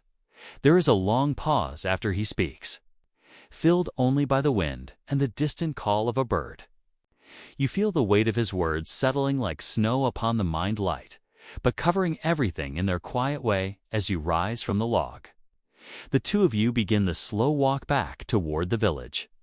The path feels familiar now, each bend and hollow like a page you have already read. Yet the light has changed since you came. The sun is lower, casting a pale amber hue over the snow. Shadows lengthen, stretching toward you as though eager to greet your return, passing by the first cluster of cottages. You catch glimpses of life within, a woman stirring something in a pot over the fire, her face lit gold by the flames. A boy sitting at a small table, carefully mending a leather strap with needle and thread. An elderly man seated by the window, simply watching the slow drift of snow outside. These are not moments of grandeur, yet they are the very essence of history. The quiet, enduring acts that make survival possible by the time you reach the village square again. The sky is deepening into a shade of muted violet. Smoke from the chimneys rises more thickly now as households prepare their evening meals. The smell of baking bread, rich and comforting, weaves through the crisp air. Somewhere nearby, you hear the soft bleat of a goat and the answering call of its kid from within a pen. Alaric pauses beside the well at the square center, resting his hands on the rim. He looks down into the darkness, where the faint reflection of the sky trembles in the water far below. "We draw from the same well my grandparents did," he says. "The same one theirs drew from. We all drink the same winter and the same spring." His words carry a quiet reverence, as if the well itself is a witness to centuries of lives, seasons, and stories. The bell from the small chapel rings once, its sound rolling gently through the square and beyond, fading into the frosty air. It is not a call to urgency, but a marking of time's soft passage, a signal that another day in this long winter is drawing to a close. And as you stand there, the thought settles in with a kind of tender certainty. This is not just a moment in history you are observing. You are walking within it, breathing its air, hearing its sounds, feeling its pace. The boundaries between past and present seem thinner now, as if the cold air itself has carried you into another time, where every simple act is both ordinary and sacred. The air has grown even softer now. the kind of stillness that settles over a land after the busiest hours of the day have passed. It is neither the deep darkness of night nor the golden vibrancy of morning, but that gentle in-between when light fades without hurry and time itself seems to slow. The village, which once bustled with the sounds of tools and laughter, now feels like a series of quiet echoes.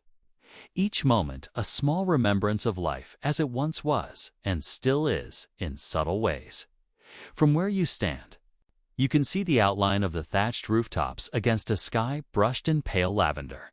Smoke drifts lazily from chimneys, not in hurried plumes but in languid ribbons, curling upward before dissolving into the cooling air. The fragrance of peat smoke mixes with the lingering scent of baked bread, the final loaves of the day having been removed from the oven before dusk. The air feels layered, not heavy, but holding the weight of memory. You can almost imagine the generations who stood in this same spot, breathing this same air, seeing the same slow shift of seasons. You walk the narrow path leading toward the edge of the village.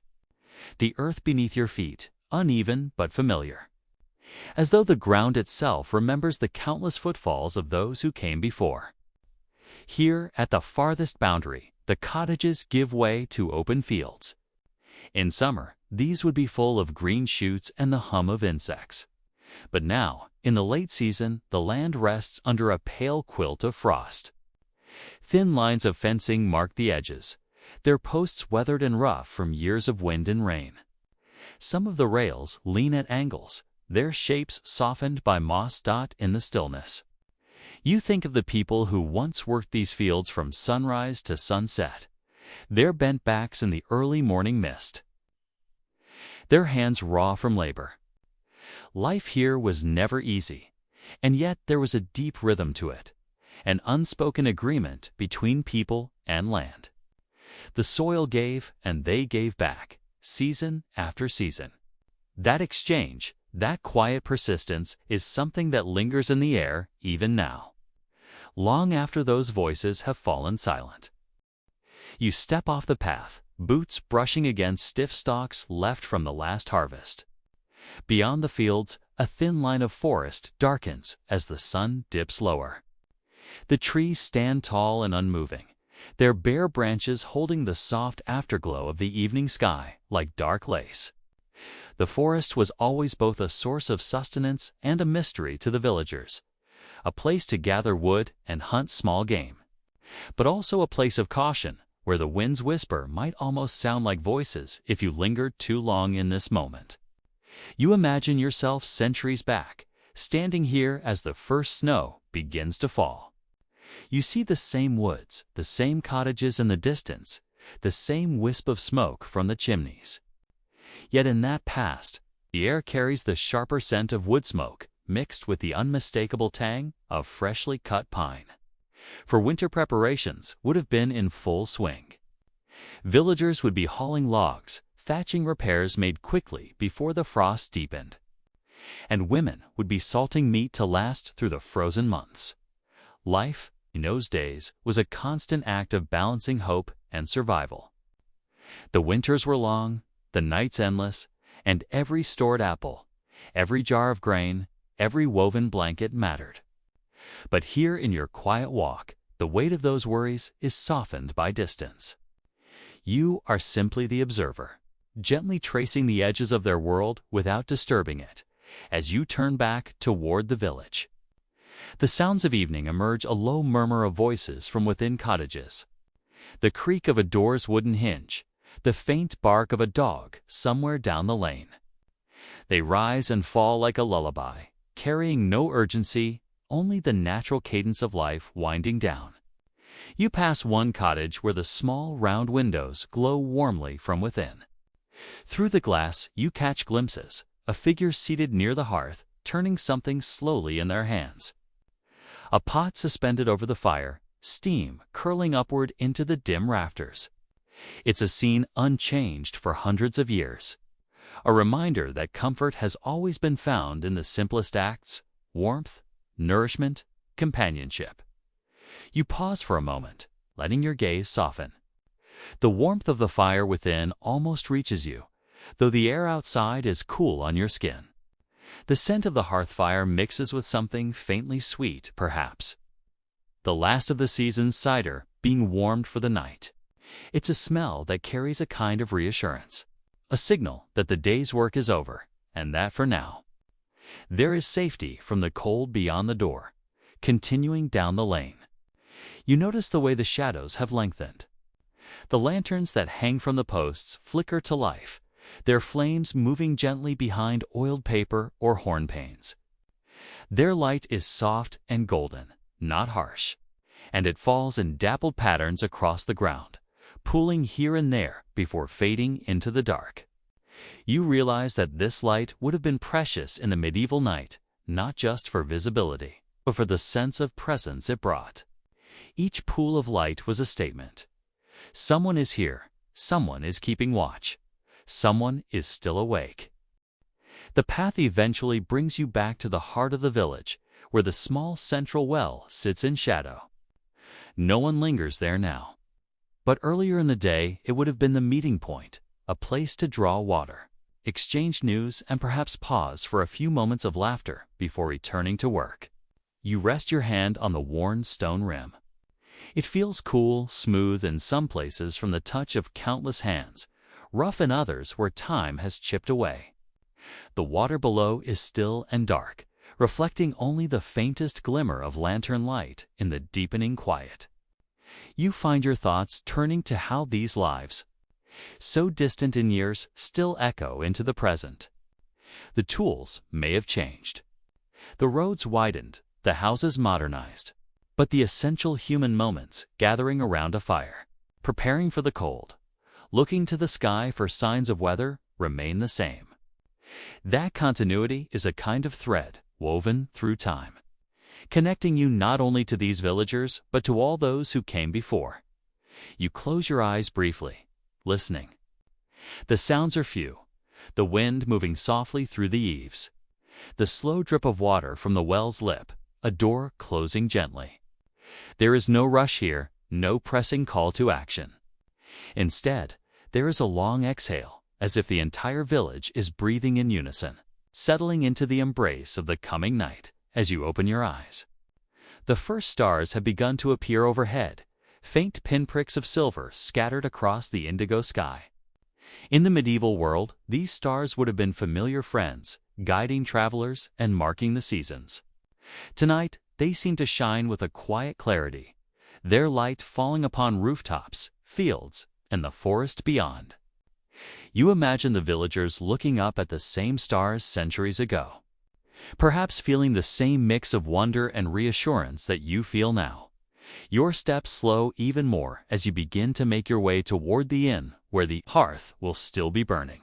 You take in each detail of the night, the faint frost forming on the tips of grass, the gentle sway of the lantern light, the smell of the cold air mingled with wood smoke.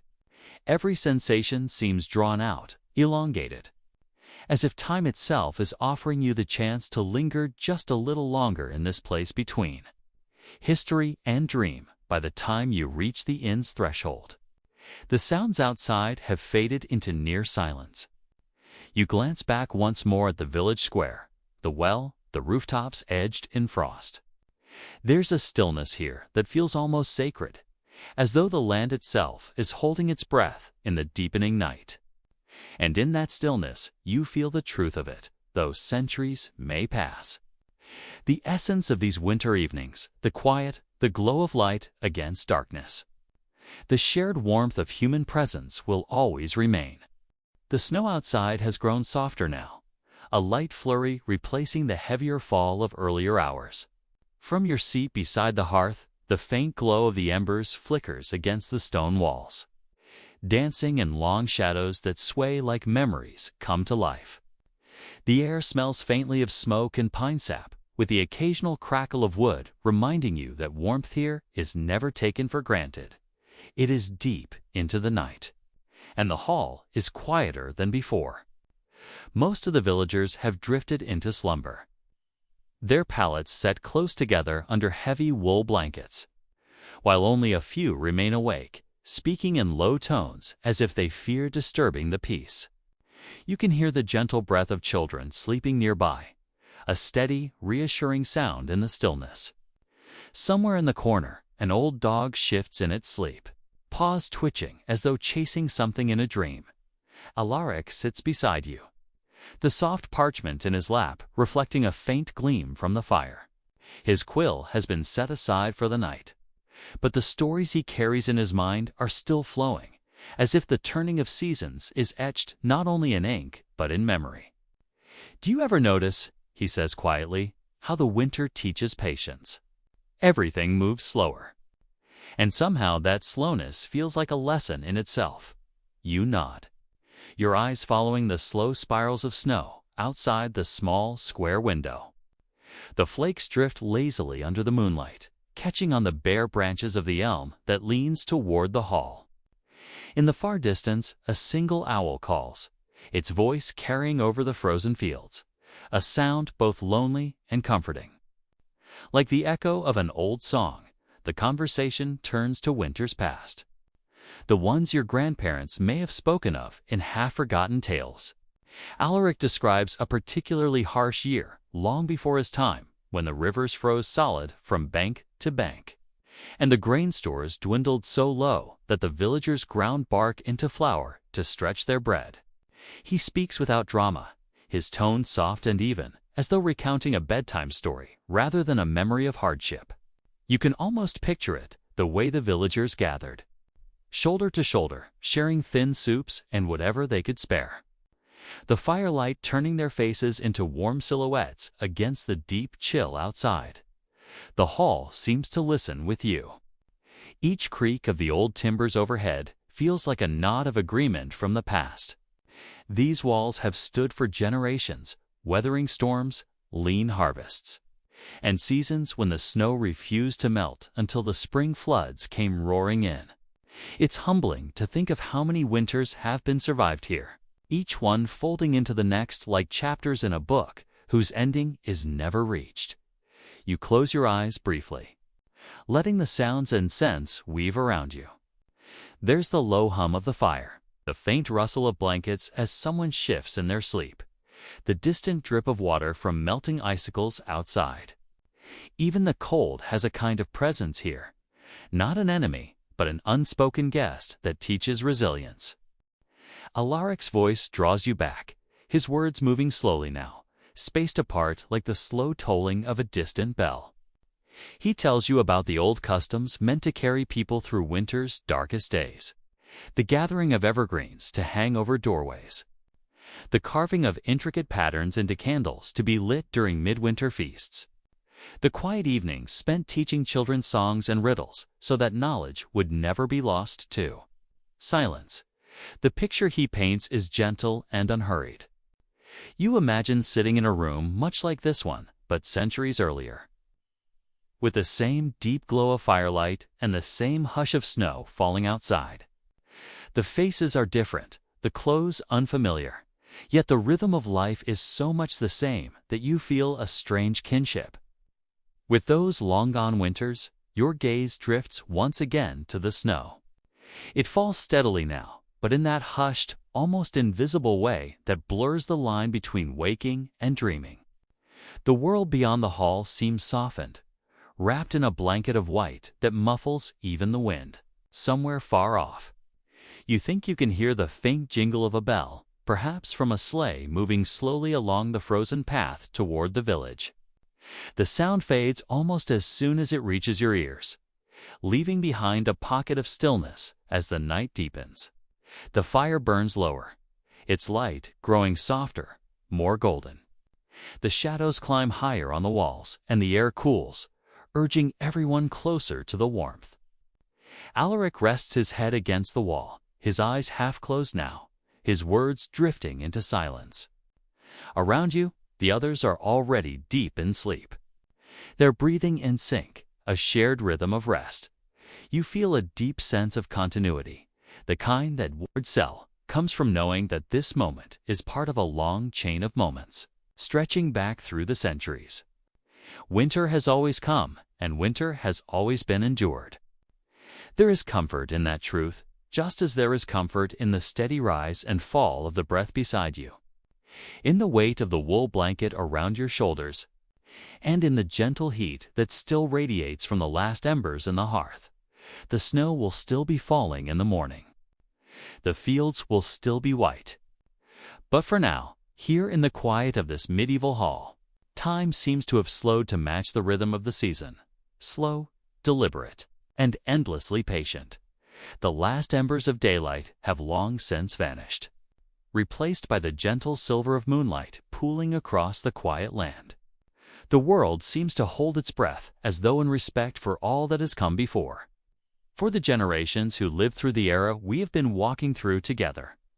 The wind tonight is soft, carrying with it the faint, distant scent of wood smoke from unseen hearths, and somewhere far off a slow creak of a wooden sign sways on its iron hook. The village is still now, but in your mind it remains full of life. You picture the cobblestone lanes we explored, narrow and uneven, worn by countless footsteps over centuries. You remember the marketplaces, once ringing with the sounds of merchants calling out their wares, the chime of coins exchanging hands, and the low murmur of conversation weaving through the crisp winter air. Even though the physical space lies in silence now, the memory of it is vibrant. The echoes of those voices feel almost tangible, like the faint warmth of a fire that still lingers after the flames have died. There is something deeply moving about the way time softens the edges of hardship. The people who lived in those winters long past, who endured cold, scarcity, and the unrelenting pace of the seasons, also knew joy. In their laughter during the communal gatherings, in the way children chased each other across the snow-packed streets, in the music that would rise from a single fiddle on festival nights, there was light. There was always light. Even in the harshest winters, humanity found ways to keep a spark alive as you walk along the moonlit road, your breath forming small clouds in the night air. You can imagine the footsteps of those who came before trailing alongside yours. Each step feels heavier with the weight of their stories, yet lighter with the comfort of knowing that survival, in every age, is stitched together by ordinary people doing extraordinary things without even realizing it. A mother setting aside a crust of bread for her child. A craftsman repairing a neighbor's roof before the first heavy snow. Friends gathering to share what little they had, not because they could afford to, but because it was the only way to endure. The road leads you to the crest of a low hill, where the village spreads out beneath you like a painting, rooftops etched with frost, chimneys sending thin, curling lines of smoke upward to meet the stars. You stand here for a long while, watching the sky, noticing how the constellations seem brighter in the winter air, each one crisp and clear, as though polished by the cold. It's easy to imagine the villagers looking up at the same constellations centuries ago, perhaps whispering the same old stories about their shapes and meanings.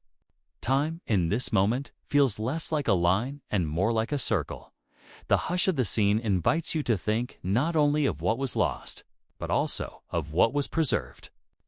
Winter demanded resilience, yes, but it also cultivated traditions, recipes passed down through generations, ways of mending and making do.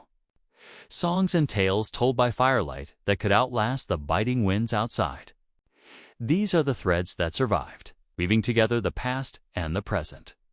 You picture the final night of a long, hard winter, when the first signs of thaw begin to appear. Perhaps a thin trickle of meltwater slides down the side of a frozen barrel, or the sharp scent of damp earth rises faintly through the snow. That moment, small as it may be, would have been a reason to hope. And hope is what has carried people through every winter, every famine, every uncertain year as you begin your slow walk back toward the heart of the village. The stones beneath your feet feel familiar now, as though they have welcomed your passage and accepted you into their quiet history. You pass by the outlines of doorways, shutters closed against the cold, the glow of firelight flickering just faintly through the cracks. Inside, families sit together much as they always have, leaning close, speaking in low tones, sharing the warmth of a space that has seen both hardship and celebration. You realize that survival in these cold ages was never about one person's strength alone, but about the web of connection that bound the community together. It was in the shared meal, the extra log on a neighbor's fire, the simple act of keeping an eye out for one another. In a time when the elements could be merciless, kindness became the most enduring form of shelter. You pause near the edge of the square, where the old well stands, its stones slick with frost. It has been here for as long as the village has existed, and will likely stand for centuries yet to come. How many hands have drawn water from it? How many stories have been told beside it? The thought brings a kind of peace, a sense that even as lives come and go, certain places hold the imprint of everyone who ever passed through. The wind stirs gently, and you close your eyes for a moment, listening to its low hum between the buildings. It feels like a song, not one with a clear beginning or end, but an endless melody that belongs to the land itself. You think about how many winters it has sung through, carrying the whispers of countless nights like this one. Now, as the night deepens and the moon begins its slow descent, the reflections soften into something more dreamlike. You picture the villagers not as ghosts of the past, but as neighbors in a different time, separated from you only by the thin veil of years. Their lives, their struggles, their small moments of joy, all of it feels closer now, as if you could step through that veil at any moment and join them by the fire. The square grows quieter still, the last light fading from the windows, and a deep stillness settles over the stones. You let your breathing slow to match the rhythm of the night. The cold is no longer biting, only crisp and fresh, and you feel cocooned in the soft weight of your cloak. In the silence, you can almost hear the heartbeat of the village itself, steady, patient, enduring. The journey is nearly complete, but there is no rush. In this suspended moment, the past and present feel like threads in the same tapestry, woven together so seamlessly that you cannot see where one ends and the other begins. This place and the people who lived here will stay with you. They are part of your story now, just as you have become part of theirs. With one last glance at the frost-lit rooftops, you turn toward the quiet path that will lead you out of the village. The stars above burn softly, keeping watch as they always have, and the wind follows you, carrying the lingering warmth of everything you have seen, felt, and remembered. Soon, the details will blur into the gentle haze of sleep, but the feeling, that deep, unshakable connection to lives once lived, will remain. The journey has been long, dear traveler. From the crisp air of medieval winter mornings to the quiet glow of lanterns along snow-lined streets, you have walked through a world that now begins to soften, dissolve, and fade gently into the stillness of rest. The fires have burned low in the hearths of the village. Their last embers give off a quiet, pulsing glow. The scent of wood smoke lingers like the memory of the day itself, delicate and comforting. The world around you slows. The wind, once a whisper against the eaves, now hums low and steady, a lullaby in the language of nature. The crunch of boots on frost is gone. The chatter of distant voices has settled. There is only the rhythmic beat of your breath, slow and deep, drawing in warmth, letting go of tension. You are safe. You are warm. You are home. The wooden beams overhead cradle the space like protective arms, and you feel the softness of the bed beneath you, thick wool blankets wrapped close, the faint scent of clean straw from the mattress below, and perhaps just a hint of lavender that someone tucked into the linens earlier in the season. The medieval world, with all its crisp air, slow, hearth-cooked meals, and gentle candlelight, becomes a part of you, a chapter in your dreams. Now, the story itself loosens its hold, and you drift from history into rest. The shapes of the village blur, the sturdy cottages with their thatched roofs, the twisting lanes, the frozen stream under the moonlight. They soften into a haze, like frost melting in the morning sun, Your body grows heavier, your breath deeper. Inhale, long and slow. Exhale, letting go of everything.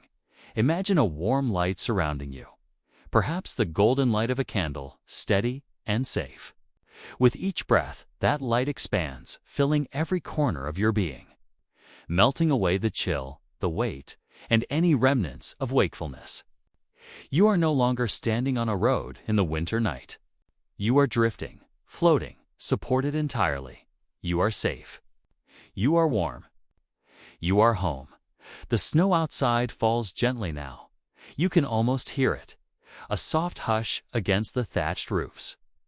Each flake settles quietly, patting the earth in silence. There is nothing more to do, nowhere to go. Only this moment, this breath, this rest.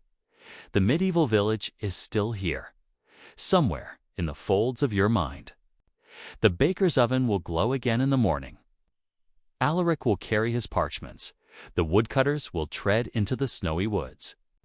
But for now, the village sleeps. The whole world sleeps, and so do you. The candle's flame flickers in your mind's eye, slower, slower, until it is only a warm glow in the darkness. The sound of the wind fades, replaced by the soft tide of your own breathing. Your arms grow heavy. Your legs sink deeper into the mattress. Your eyelids drift closed. In this moment, the journey is complete. You have walked through snow-dusted lanes, stood under starlit skies, warmed your hands by the fire. You have heard the quiet voices of the past, felt the textures of another time, and now? You let it all rest. Breathe in. Breathe out. You are safe. You are warm. You are home. The last traces of the cold ages dissolve into the gentle fog of dreams, carrying you deeper, deeper into a place where time no longer matters, where the story waits for you to return, but only after you have rested, fully and deeply. In the distance, or maybe only in your imagination, a bell rings softly, once, twice, as though marking the close of the day. The sound fades into stillness, and the stillness cradles you. The cold air outside is only a memory now. Inside, you are surrounded by warmth, wrapped in it completely. Every muscle in your body releases its hold. Your jaw softens. Your shoulders melt into the bed. Even your hands rest loosely.